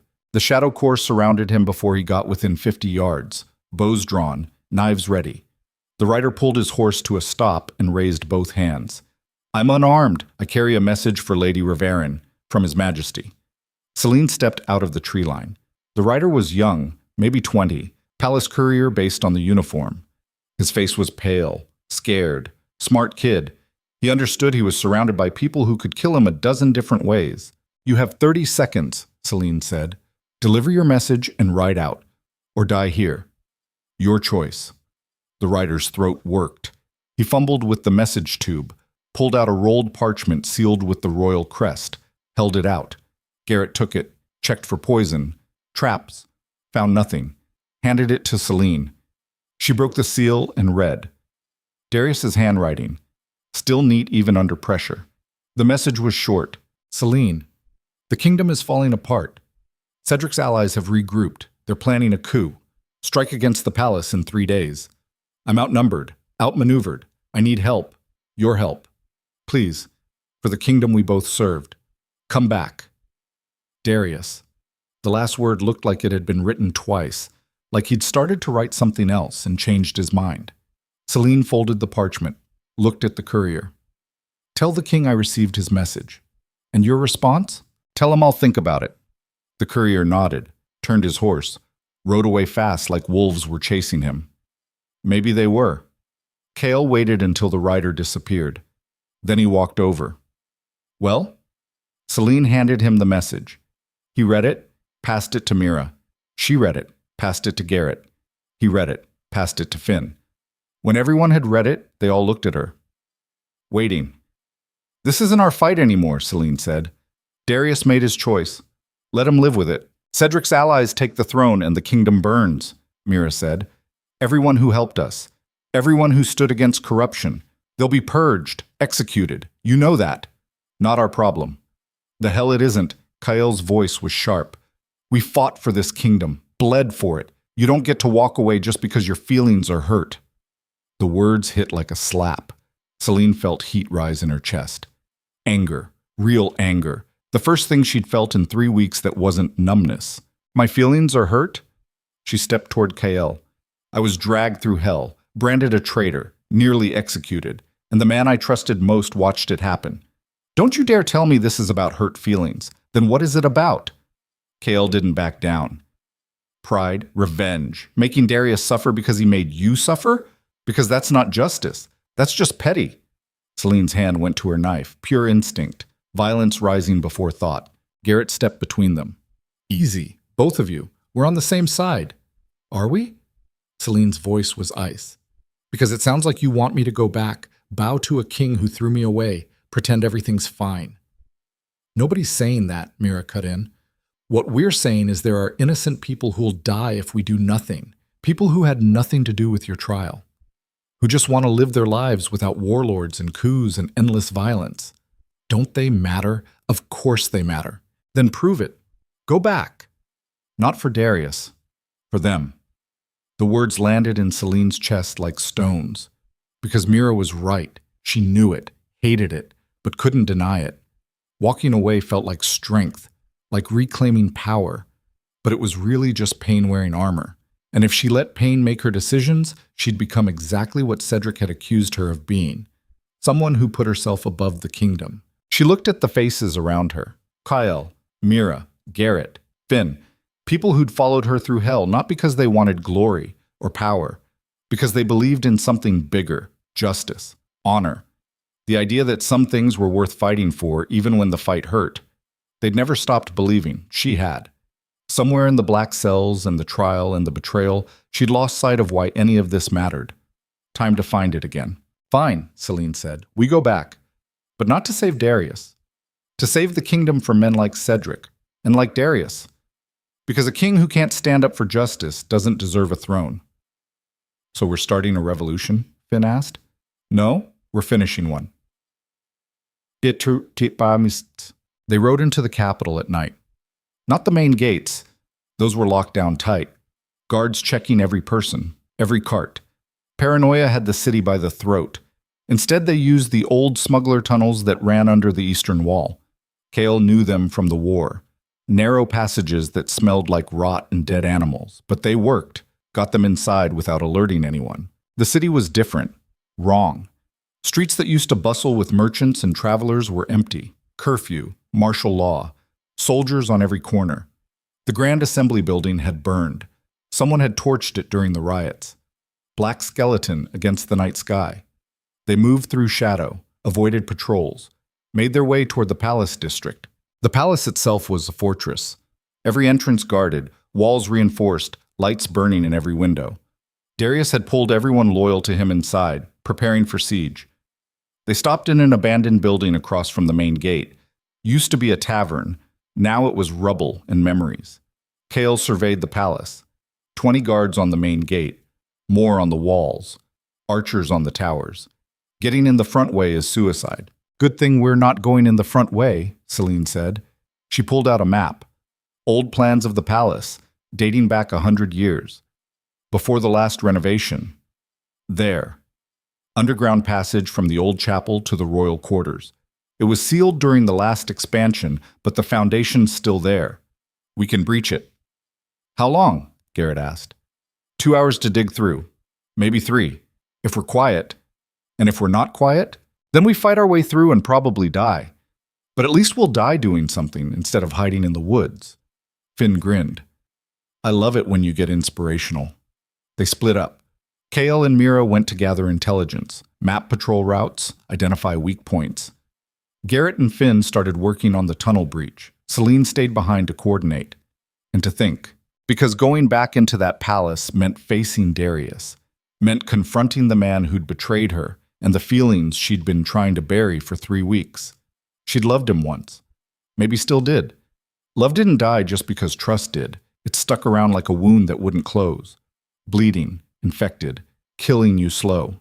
But love wasn't enough. Not when it came without respect, without loyalty.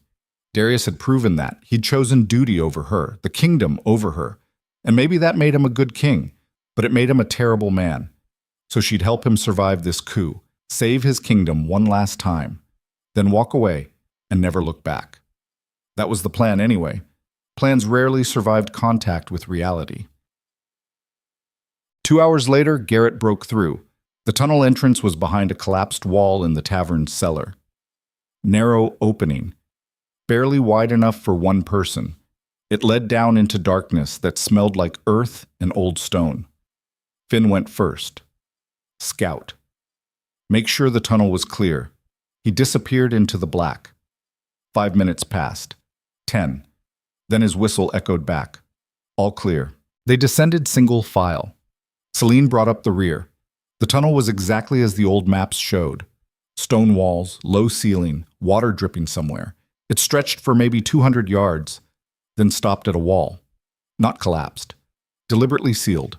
Heavy stones mortared together. But the mortar was old, crumbling. Garrett studied it with a professional eye. I can break through, but it'll make noise. Then we move fast after, Celine said. No stealth once we're inside, just speed and violence. Garrett pulled his tools, started working, prying stones loose. The sound echoed, too loud. But nothing happened. No guards came running. One stone came free. Then another. A gap opened, big enough to squeeze through. They went through.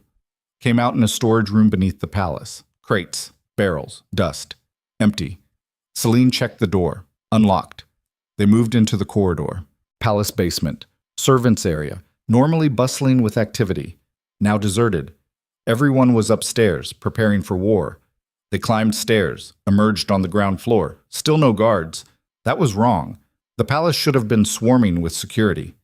Trap, Kael said quietly. Has to be. Or everyone's occupied defending the main approaches, Mira countered. Either way, we keep moving, Celine said. Darius is in the royal quarters. 3rd floor. East wing. That's where we're going. They moved through hallways Celine knew by heart, past the council chambers, the dining hall, the portrait gallery where 50 generations of kings stared down with dead eyes. Then they heard it, shouting, steel on steel, the sound of fighting.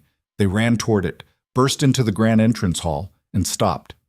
The palace was under attack, not from outside, from inside. Cedric's allies had infiltrated. Soldiers wearing royal colors but fighting against the king's guard. Blood on marble, bodies piled near the main stairs. Chaos. Celine counted fast. Maybe 50 attackers, 30 defenders. The defenders were losing, being pushed back toward the royal quarters, where Darius was. She didn't think, just moved.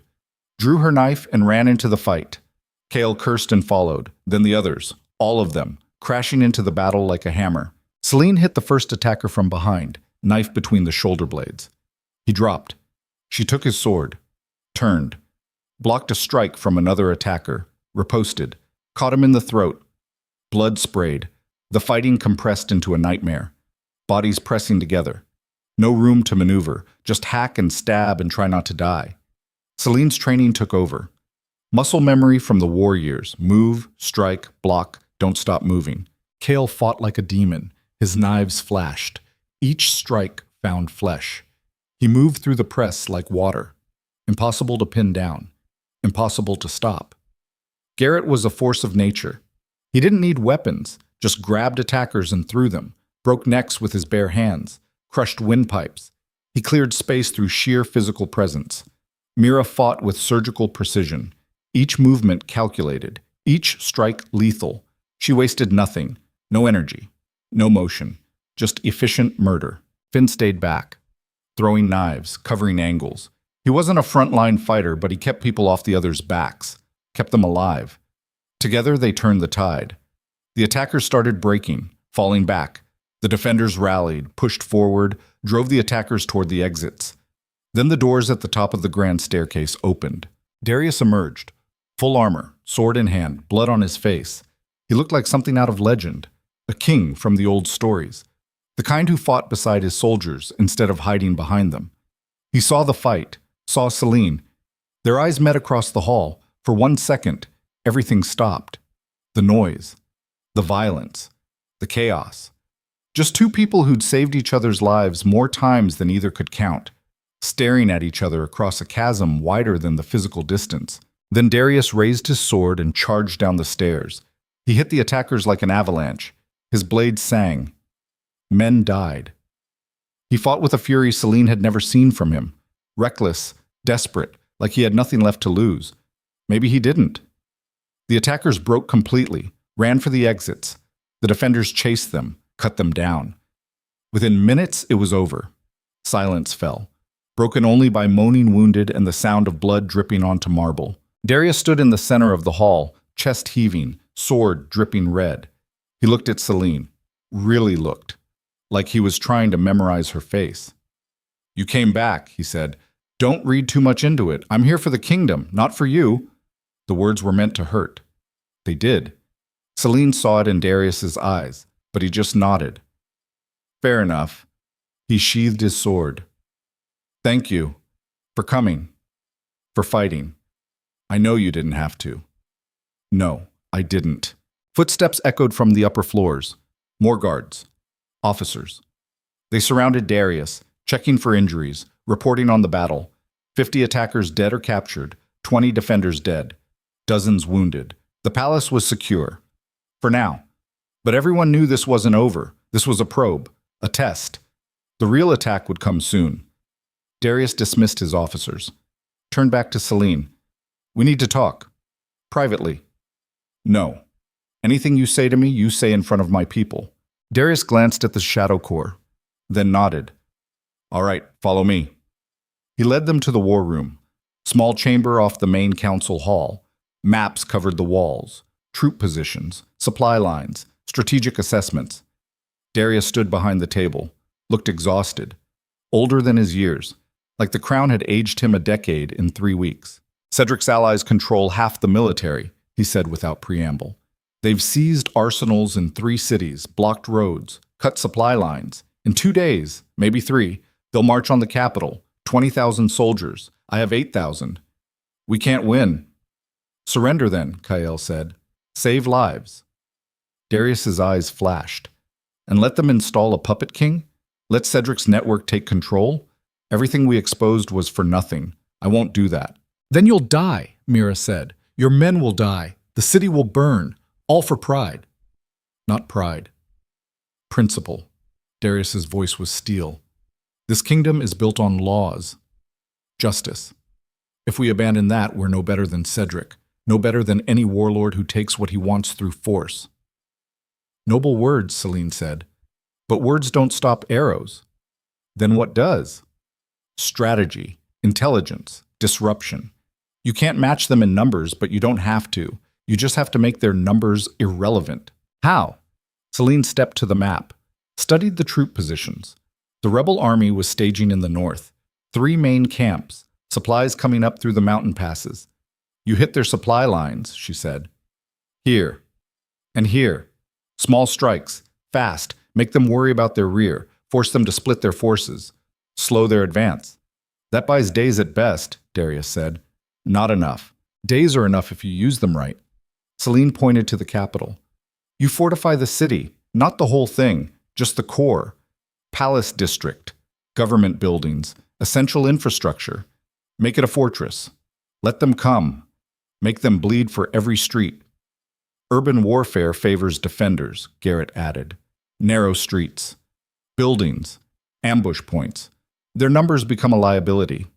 Darius studied the map. It could work. Maybe. But we'd need perfect execution. No mistakes. When have we ever made mistakes? Finn asked. Then paused. Don't answer that. Despite everything, Darius almost smiled. All right, we do it your way. But I need you with me, all of you, your expertise, your experience. This is a one-time thing, Celine said. We help you survive this. Then we're done. Understood. And one more condition. After this is over, you reform the government. Real reform. Break up the power structures that let people like Cedric rise. Make the system accountable. That's not a small ask.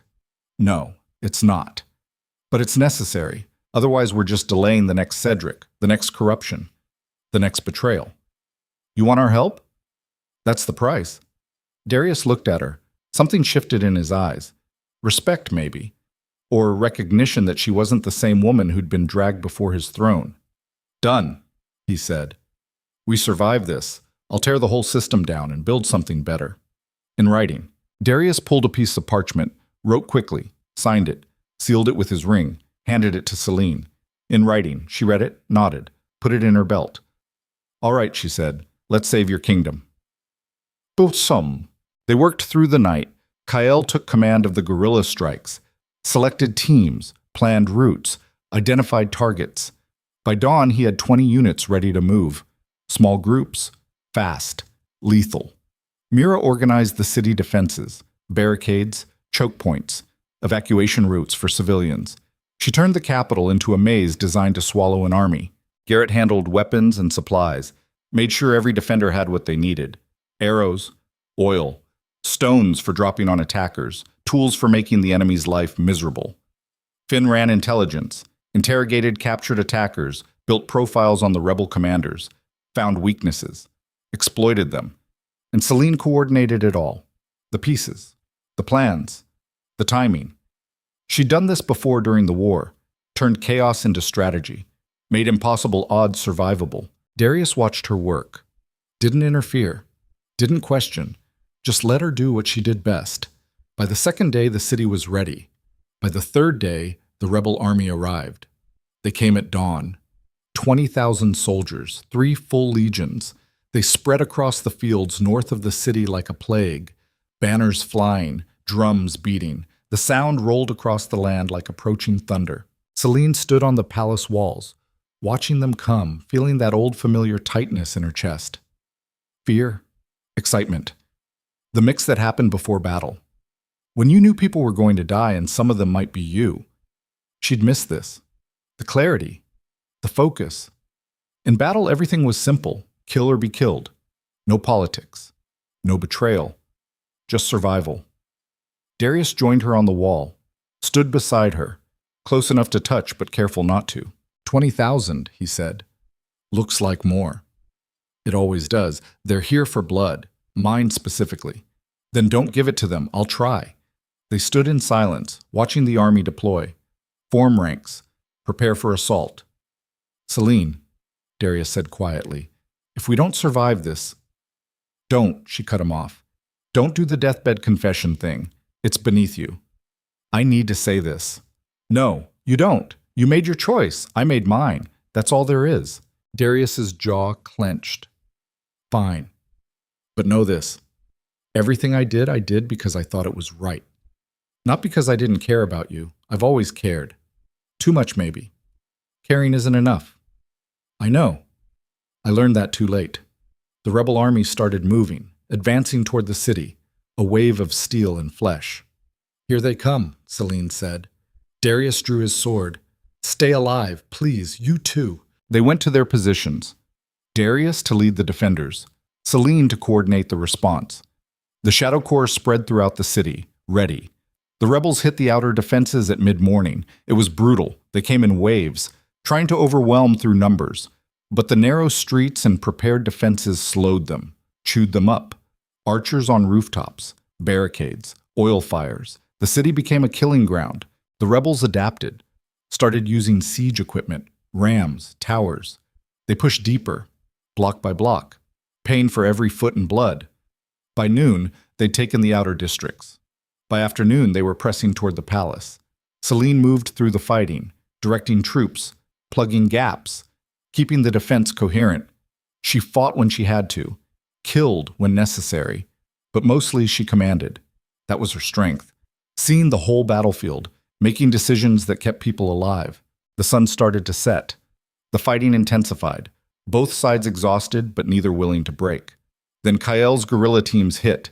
They'd infiltrated behind the rebel lines, used the chaos of battle as cover.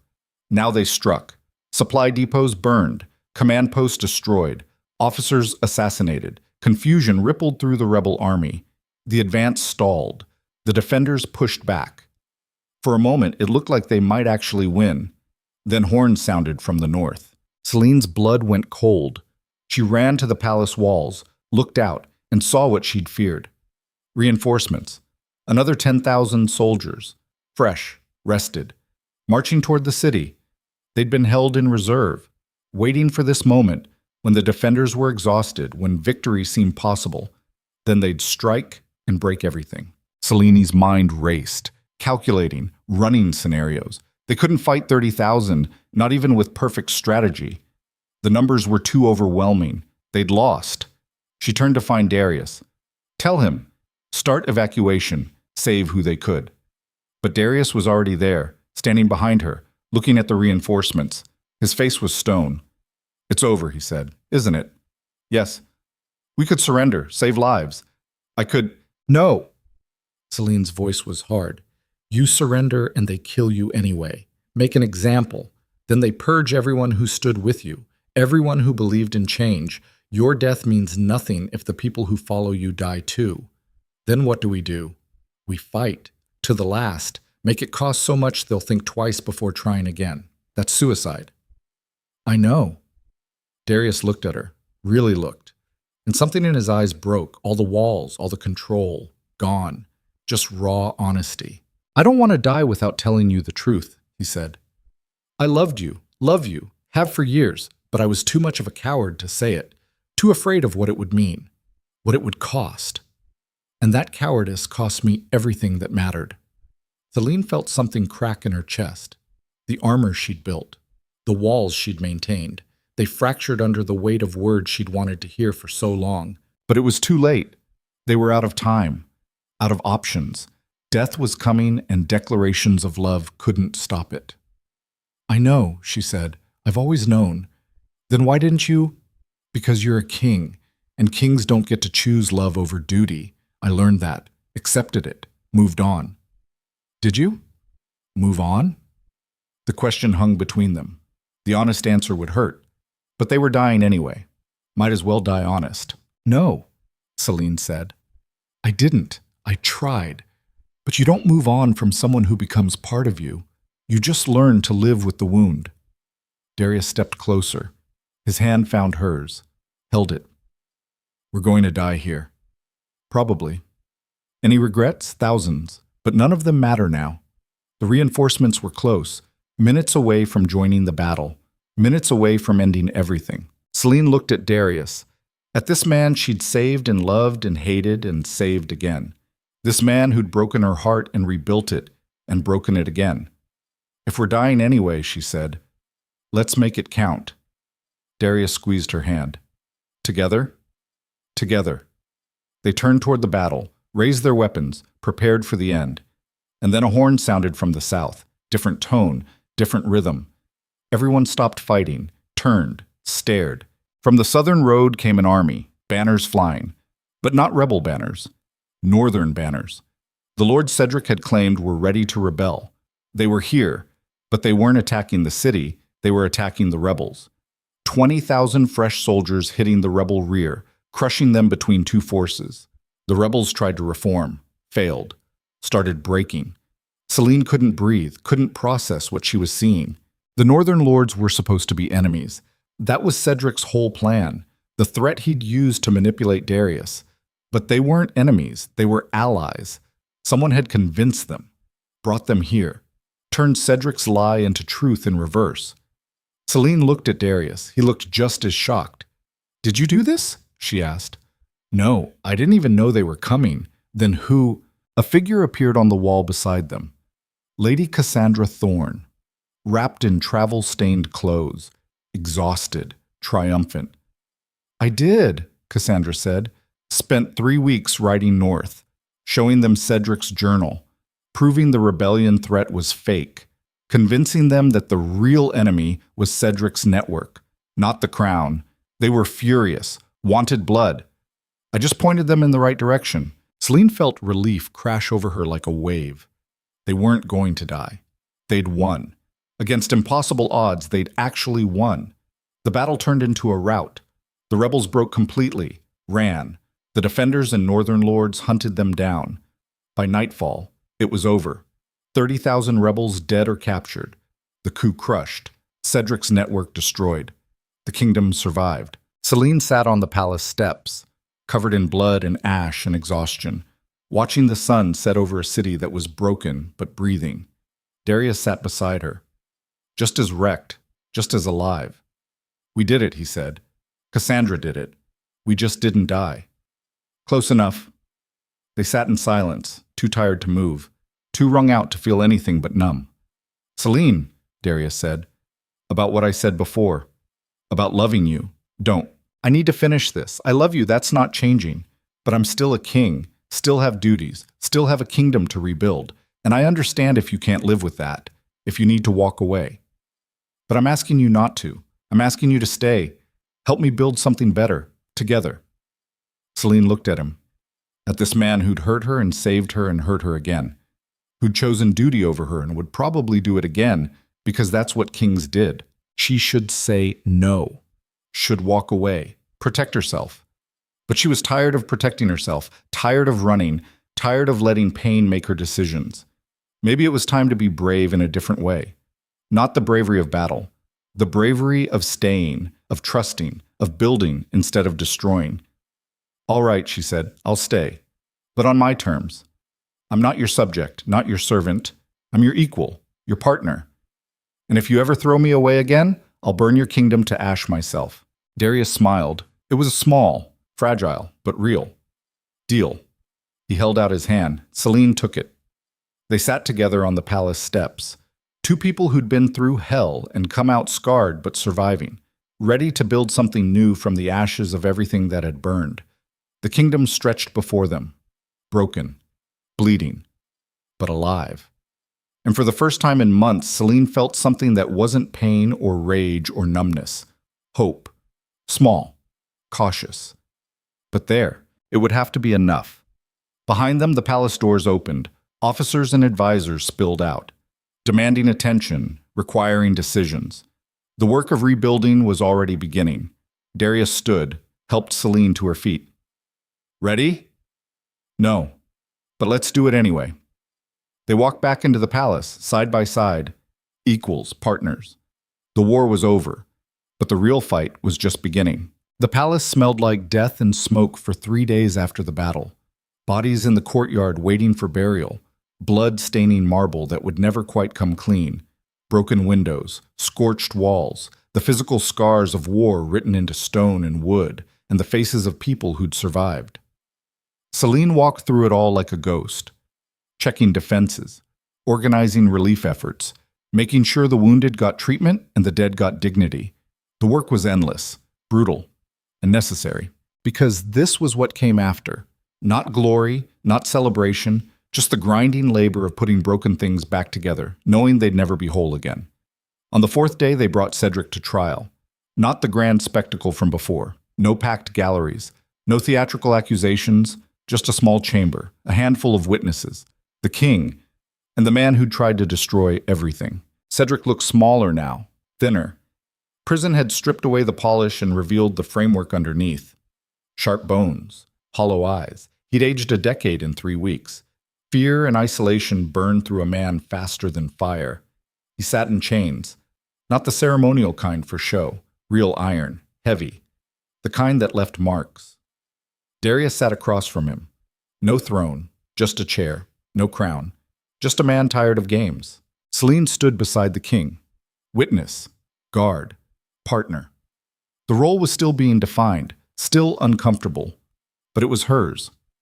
Lord Cedric Hale, Darius said. His voice was flat. Empty. You stand accused of high treason, murder, conspiracy, attempted regicide. How do you plead? Cedric looked up. His eyes found Darius. Held. Does it matter? Yes. Why? You've already decided. This is theater. You need me guilty to legitimize everything that's happened, to make yourself look like the hero instead of the fool who let me operate for 2 years. The words were meant to wound. They did. Selene saw Darius flinch, but he didn't look away. You're right, Darius said. I was a fool. I trusted you, believed you had the kingdom's best interests at heart. Let you accumulate power because I thought you were loyal. That's on me. My failure, my responsibility. But that doesn't absolve you of what you did. I did what was necessary. Cedric's voice rose. The Northern Lords were weak. The council was fractured. You were paralyzed by grief and duty. Someone had to take control. Make the hard decisions. Save the kingdom from itself. By murdering rivals? Selene's voice cut through the chamber like a knife. By framing innocence? By threatening civil war to keep the king compliant? Acceptable losses. Cedric's eyes were ice. You think kingdoms run on kindness and fairness? They run on power. Control. The willingness to do what others won't. I understood that. You both were too soft to see it. Darius stood, walked to the window, stared out at the broken city. For a long moment, he said nothing. When Darius finally spoke, his voice was quiet, measured, but underneath was steel harder than any blade. You're right about one thing. Kingdoms do run on power, but there are different kinds of power. The kind you wielded was fear, manipulation, control through darkness. It worked. For a while. But it was fragile, built on lies. And when those lies were exposed, everything collapsed. He turned back to Cedric. The power I'm building is different. It's built on trust, transparency. The radical idea that people deserve leaders who don't sacrifice them for political gain. It's harder, slower, but it lasts, because it's real. Noble words, Cedric said. Let's see how long they last when the next crisis hits, when you have to choose between your principles and survival, when you have to sacrifice the one to save the many. You'll become me. Given enough pressure, everyone does. Celine felt those words like a punch, because part of her wondered if Cedric was right, if power inevitably corrupted, if anyone who held it long enough would eventually compromise themselves into monstrosity. She'd felt it herself. In the forest, after the escape, that pull toward becoming something darker, something willing to justify anything as survival. The difference was she'd recognized it, pulled back, chosen to stay human even when being human was harder. That was the real battle. Not the one with swords and armies, the one inside. The constant choice between who you were and who the world tried to make you. Darius must have been fighting that same battle, because he looked at Cedric with something like pity. Maybe you're right, Darius said. Maybe I'll fail. Make the same mistakes. Become the thing I'm fighting against. But I'm going to try not to. And when I inevitably fall short, I'll have people around me who'll call me on it, who'll hold me accountable.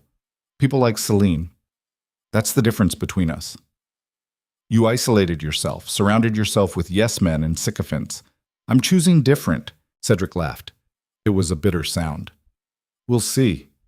Give it 5 years, 10. You'll look back on this conversation and realize I was right all along. The trial continued. Witnesses testified. Evidence was presented. It was thorough, fair. Everything Celine's trial hadn't been. The verdict was never in doubt. Guilty on all counts. Sentencing was set for 3 days later. Time for Darius to consider options. Weigh consequences. Make the choice between justice and mercy. Those 3 days stretched like years. Celine spent them trying to figure out what came next. The kingdom was broken, not destroyed, but fundamentally changed. The old power structures had collapsed. Cedric's network was gone. Half the council was dead or imprisoned. The military was in chaos. Trade had stopped. Refugees flooded the capital from territories torn apart by the fighting. Rebuilding would take years, maybe decades. And every decision mattered. Every choice would echo forward, shape the kingdom that emerged from the ashes. Darius worked 18-hour days, meeting with surviving council members, appointing new officials, trying to restore basic functions, food distribution, law enforcement, infrastructure repair. The grinding details that nobody saw but everyone needed. Celine helped where she could, but her role was unclear.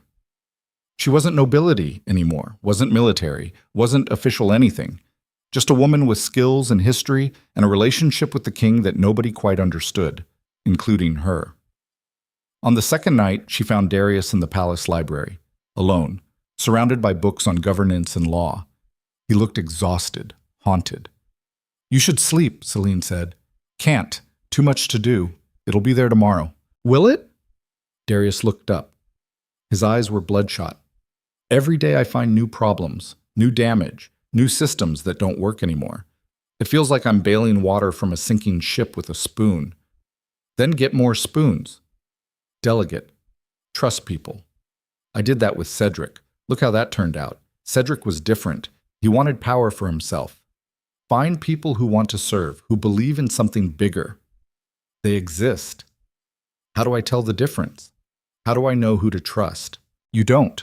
Not for certain. You make your best guess. Hope you're right, and deal with it when you're wrong. Darius set down the book he'd been reading. That's terrifying.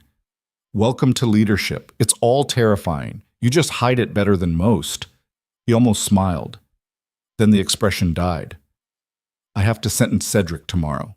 Execution, exile, life imprisonment. I've been trying to decide which serves justice and which serves revenge. What's the difference? I don't know anymore. Celine sat down across from him. Maybe that's the wrong question. Maybe you should ask what serves the kingdom. What sends the message you want to send? What kind of ruler you want to be? And what message do I want to send? That's your answer to find. Not mine. Darius studied her face. You've changed. You're harder now. More cynical. No, just more honest. I always saw the darkness. I just used to pretend it wasn't there. Now I acknowledge it. Work with it. The world doesn't change because you ignore ugly things. It changes when you face them. Is that what you're doing? Facing ugly things? Every day. Starting with the fact that I'm sitting here with a man who threw me away and I'm choosing to help him anyway. That's pretty ugly. The words landed hard. Darius looked away. I'm sorry for what I did, for choosing wrong. I've said it before, but it never feels like enough. Because it isn't. Sorry doesn't fix broken trust. Time does. Action does. Consistent choice to be better. You want forgiveness? Earn it. Every day. Through decisions that prove you learned something. And if I fail, then you fail. But at least you'll fail trying to be better instead of settling for being what you were. Darius was quiet for a long time. Then he nodded. All right, thank you for being honest, for staying, for not giving up on me even when I deserved it. I didn't stay for you, I stayed for the kingdom. I know, that's what makes it matter. Celine stood. Get some sleep, tomorrow's important. You need to be sharp. She left him there, surrounded by books and choices, a king trying to figure out who he wanted to be. The question haunted her too. Who did she want to be? Not who she'd been. That woman was dead. Died in the black cells. The woman who emerged was different, scarred, suspicious, but maybe stronger for it. She'd learned that strength wasn't about never breaking. It was about what you did after, how you put the pieces back together, whether you used the cracks to let in light or sealed them tight and stayed in darkness. Celine was choosing light, cautiously, carefully, but choosing. That had to count for something. The sentencing happened at noon. Same small chamber, same witnesses, Cedric in chains, Darius in formal robes, the weight of judgment heavy in the air. Lord Cedric Hale, Darius said, you have been found guilty of crimes against the crown and kingdom. Before I pass sentence, do you have anything to say? Cedric looked smaller than ever, defeated, but his eyes still held defiance. Only this. Everything I did for the kingdom. History will prove me right. When this new system you're building collapses under its own idealism, when the wolves come for your throne, you'll wish you'd listened to me. You'll wish you'd been willing to make the hard choices. I am making the hard choice, Darius said. Right now. He stood. The room fell silent. Lord Cedric Hale, for the crimes of murder, treason, and conspiracy, I sentence you to life imprisonment. You will be confined to a remote fortress, isolated, no contact with the outside world. You will live, but you will never again influence this kingdom. That is your punishment. To watch from the shadows while the world you tried to control moves on without you. Cedric's face went pale. Death would have been kinder. Imprisonment meant years of isolation, slow decay, being forgotten while the world continued. It was a sentence that understood Cedric's real fear wasn't death. It was irrelevance. Take him away, Darius said. Guards came forward, led Cedric out. He didn't resist, didn't speak, just walked like a man who'd already died inside. When he was gone, Darius sat down, looked exhausted. Celine approached. That was the right call. Was it? Darius looked uncertain. Part of me wanted to order execution, make it clean. Final. But you didn't. Because you're trying to be different. Execution would have been the old way, eye for an eye. This is something else. Justice without becoming what you're fighting against. I hope so. Darius rubbed his eyes. I guess we'll find out. The chamber emptied. Just the two of them left, sitting in silence, processing what had just happened. What happens now? Darius asked. Now we rebuild. Not just the government. Everything. The whole system. Make it better, stronger, more accountable. That's a lifetime of work. I know. You'll stay? Help? Celine considered. The question wasn't simple. Staying meant commitment. meant choosing to be part of something instead of apart from it, meant vulnerability, trust, all the things that had been used against her. But it also meant purpose, meaning, the chance to build something that mattered, that lasted, that made the suffering worth it. "I'll stay," she said, "but I'm not your advisor, not your servant. I'm your partner. Equal voice, equal authority. If I see you making mistakes, I'll call you on it. If you start down Cedric's path, I'll stop you, even if it means standing against you again. I wouldn't want it any other way. And one more thing," Celine's voice was steel. "You hurt me, betrayed my trust. I'm choosing to work past that, but it doesn't mean I've forgotten or that we're back to how things were. We're starting over, from scratch. You want my trust? Earn it. Slowly, through consistent action, not words. Understood. Good." Darius stood, extended his hand. "Partners, then, in rebuilding this kingdom, and making something better." Celine looked at his hand, at this gesture that meant commitment, collaboration, a future built together. She took it. Partners. They shook. Not as king and subject, as equals. Two people who'd been through hell and chosen to face what came next together. It wasn't forgiveness. Not yet. Maybe not ever. But it was a beginning. My Kolke. 6 months later, Celine stood in the same throne room where she'd been dragged in chains and condemned as a traitor. It looked different now. The marble had been cleaned, the blood washed away, new stained glass replaced what had been broken during the riots. Light poured through in colors that felt hopeful instead of oppressive. The throne was still there, but Darius rarely sat on it anymore. Preferred to stand, move among people, be accessible rather than elevated. Small change, but it mattered. Today the throne room was packed, not with nobles watching a spectacle, with citizens, farmers, merchants, soldiers, people from every level of society, because this was a public assembly, the first of many, where anyone could speak, anyone could question, anyone could hold power accountable. Revolutionary, dangerous, necessary. Darius stood at the front. No crown, no robes, just a man trying to lead differently. Celine stood beside him. Not behind. Beside. Her position had been formalized. Royal advisor. Equal authority to the king in matters of justice and reform. The council had objected. Darius overruled them. The assembly began. People spoke, complained about food shortages, asked about tax policy, demanded justice for crimes committed during the chaos. Some questions were reasonable, some were angry, some were just people wanting to be heard. Darius listened to all of them, answered what he could, promised action on the rest, admitted when he didn't have answers. It was messy, chaotic, nothing like the careful, controlled court of before. It was also real. After 3 hours, the assembly ended. People filed out, some satisfied, some still angry, but all of them had been heard. Darius looked exhausted. "How did I do?" "Terrible," Celine said. "You were hesitant, defensive. You let Lord Marcus talk for 20 minutes about grain prices when everyone was bored." Darius winced. "I know. I'm not good at this yet." "You'll get better. This was the first one.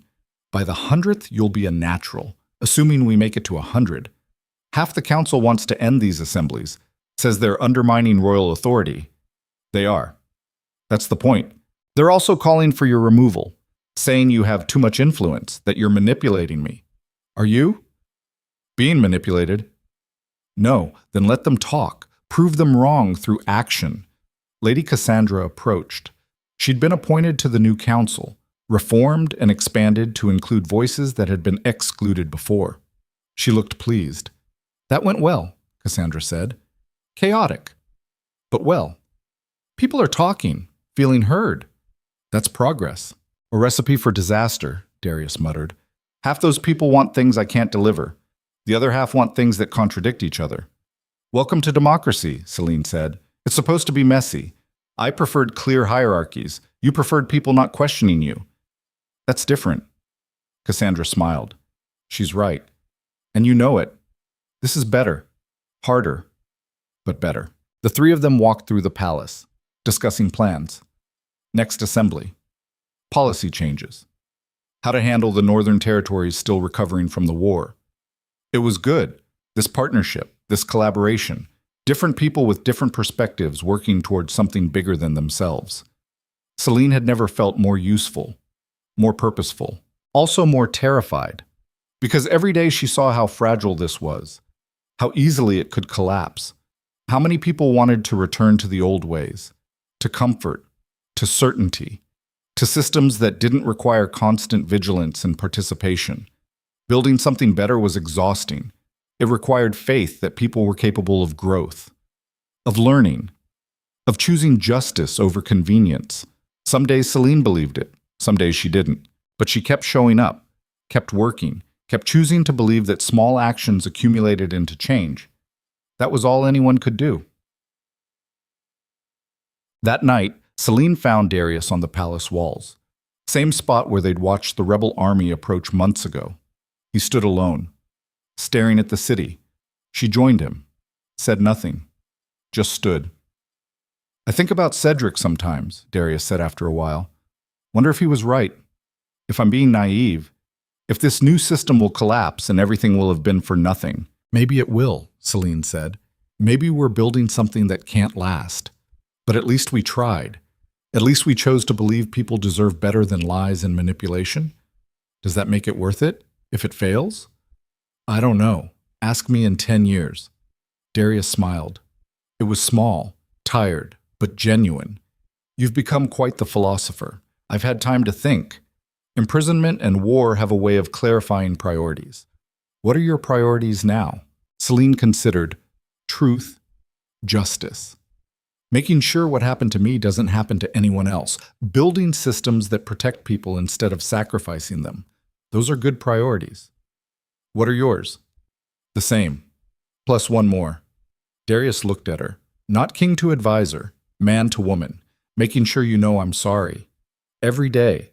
Through action, through choice, through being the person I should have been from the start. Celine's throat tightened. She'd told herself she didn't need his apologies, didn't care about his regret. But hearing it still mattered, still touched something broken inside her. "I know you are," she said quietly. "I see it.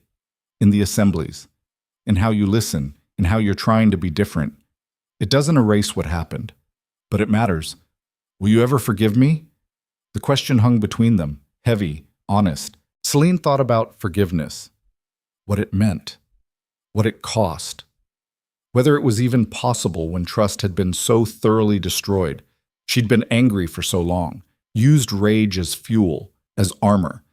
It had kept her going through the worst moments, given her strength when everything else failed.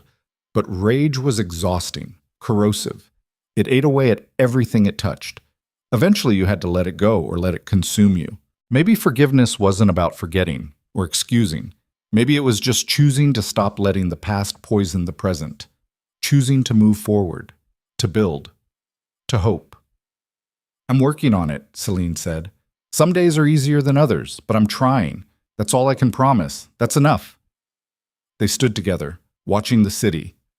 Lights flickered in windows. People living their lives, surviving, rebuilding, moving forward despite everything. The kingdom was broken, would always carry scars from what had happened, but it was still standing, still fighting, still choosing to believe in something better. That was worth fighting for. Darius turned to face her fully.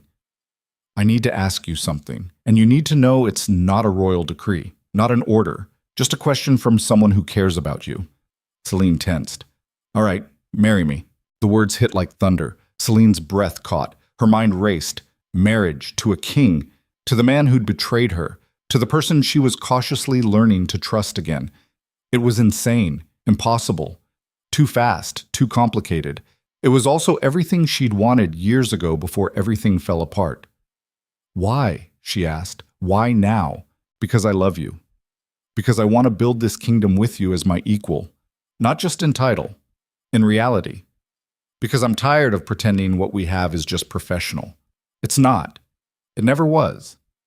We've hurt each other, broken each other. What makes you think we can build something from that? Because broken things can be stronger when they're put back together, right? Because we know exactly what we're risking. Because we're choosing it anyway." Celine looked at him. This man she'd saved, loved, hated, saved again. This complicated, beautiful, frustrating person who'd hurt her worse than anyone and was now offering her everything. The smart answer was no. Protect herself. Keep distance. Stay safe. But Celine was tired of safe, tired of holding back, tired of letting fear make her decisions. She'd faced execution, war, betrayal. She'd survived all of it. She could survive this. Ask me again in a year, she said.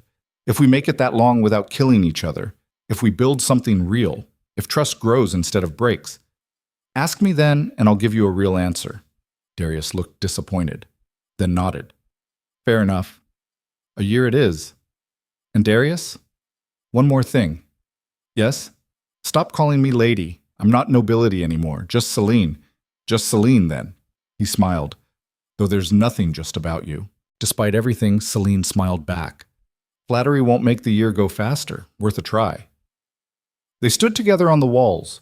Two people who'd been through hell and chosen each other anyway. Not because it was easy, because it mattered. The city stretched before them.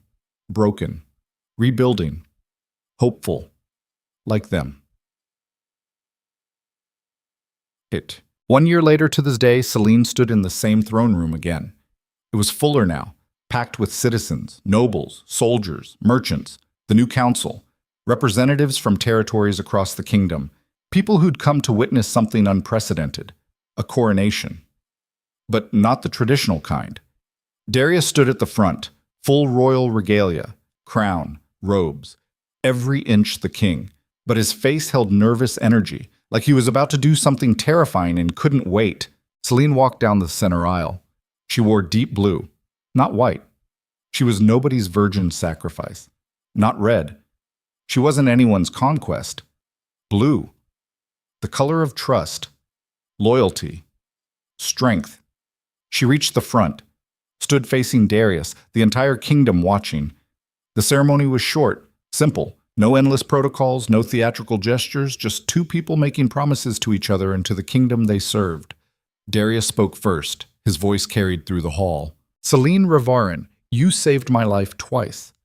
First at Crimson Fields. Second, when you showed me what I'd become. You taught me that strength isn't about control. It's about service. That leadership isn't about being above people. It's about standing beside them. I ask you to stand beside me now. Not as subject to ruler, as equal to equal, as partner to partner. Will you marry me and help lead this kingdom towards something better?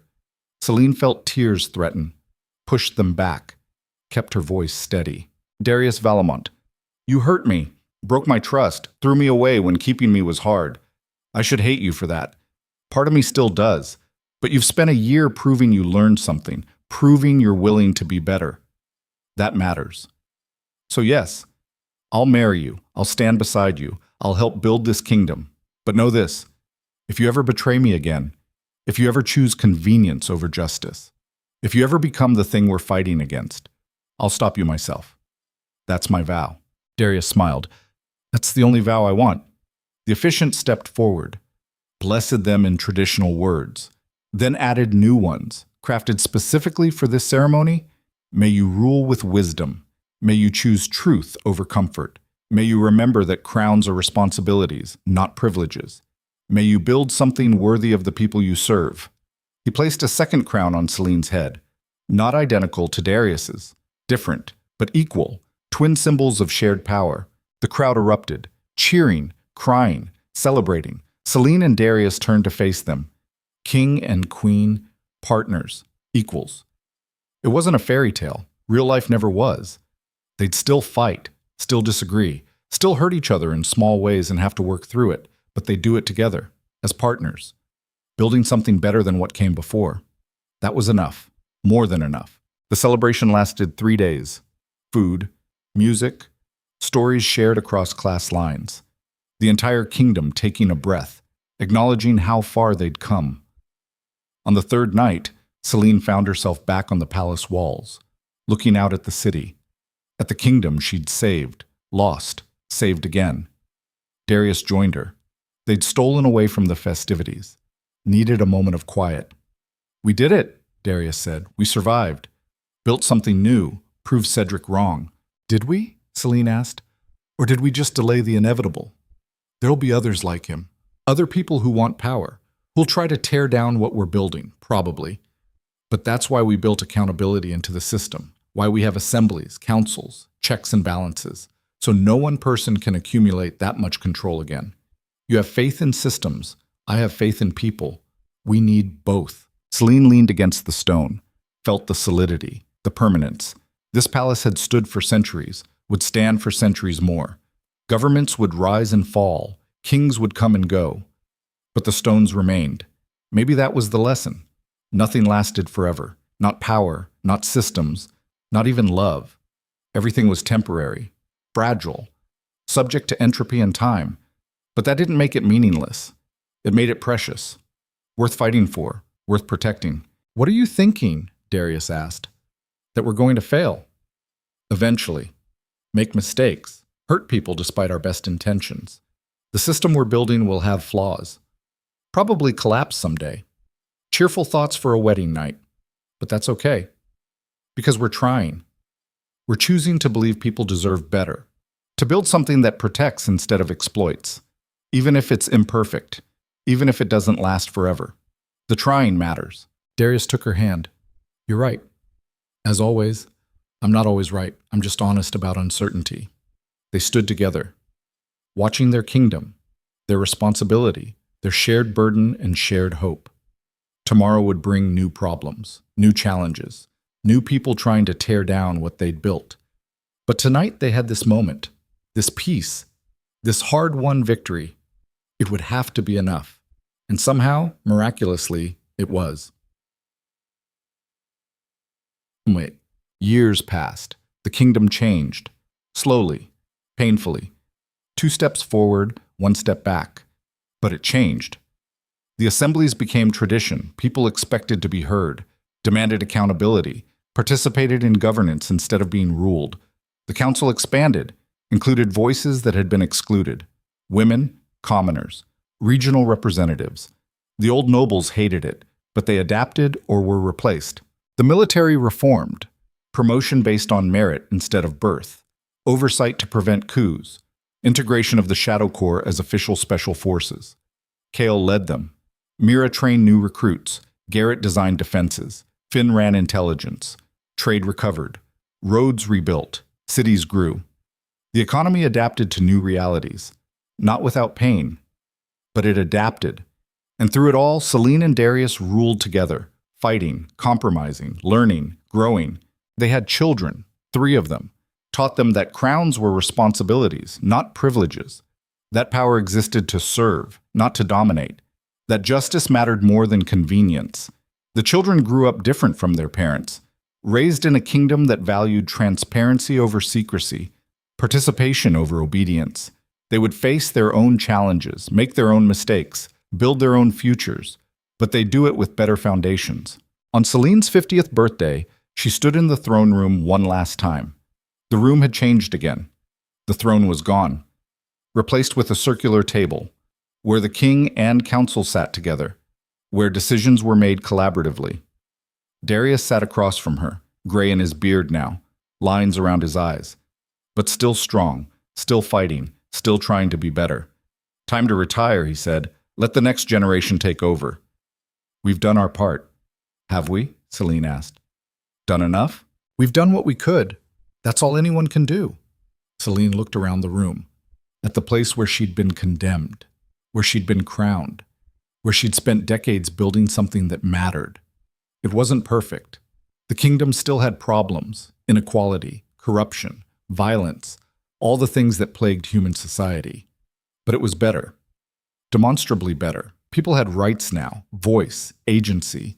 They weren't subjects to be sacrificed. They were citizens to be served. That was worth the cost, worth the pain, worth everything they'd endured. All right, Celine said. Let's go. Hand it over. Trust the next generation to carry forward. Scared? Terrified? Good. Means we care. They stood together, walked out of the throne room for the last time. Not as king and queen, just as Darius and Celine. 2 people who'd saved each other, broken each other, built something together. The kingdom would continue without them. would face new challenges, new crises, new people trying to accumulate power and control. But the foundations were there, the systems, the culture, the belief that people deserved better and the willingness to fight for it. That would last, long after they were gone, long after their names were forgotten. The ideas would remain. That was enough, more than enough. Selene and Darius walked out of the palace, into the city, into the kingdom they'd rebuilt, into the future they'd made possible. Behind them, the palace doors closed.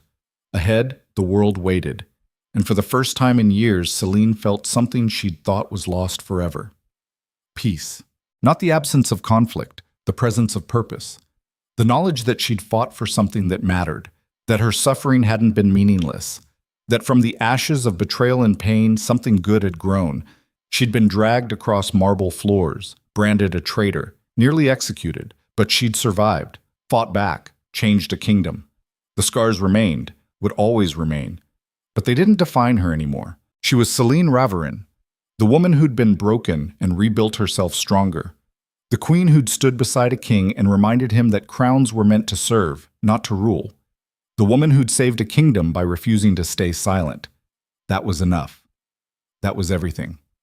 The end.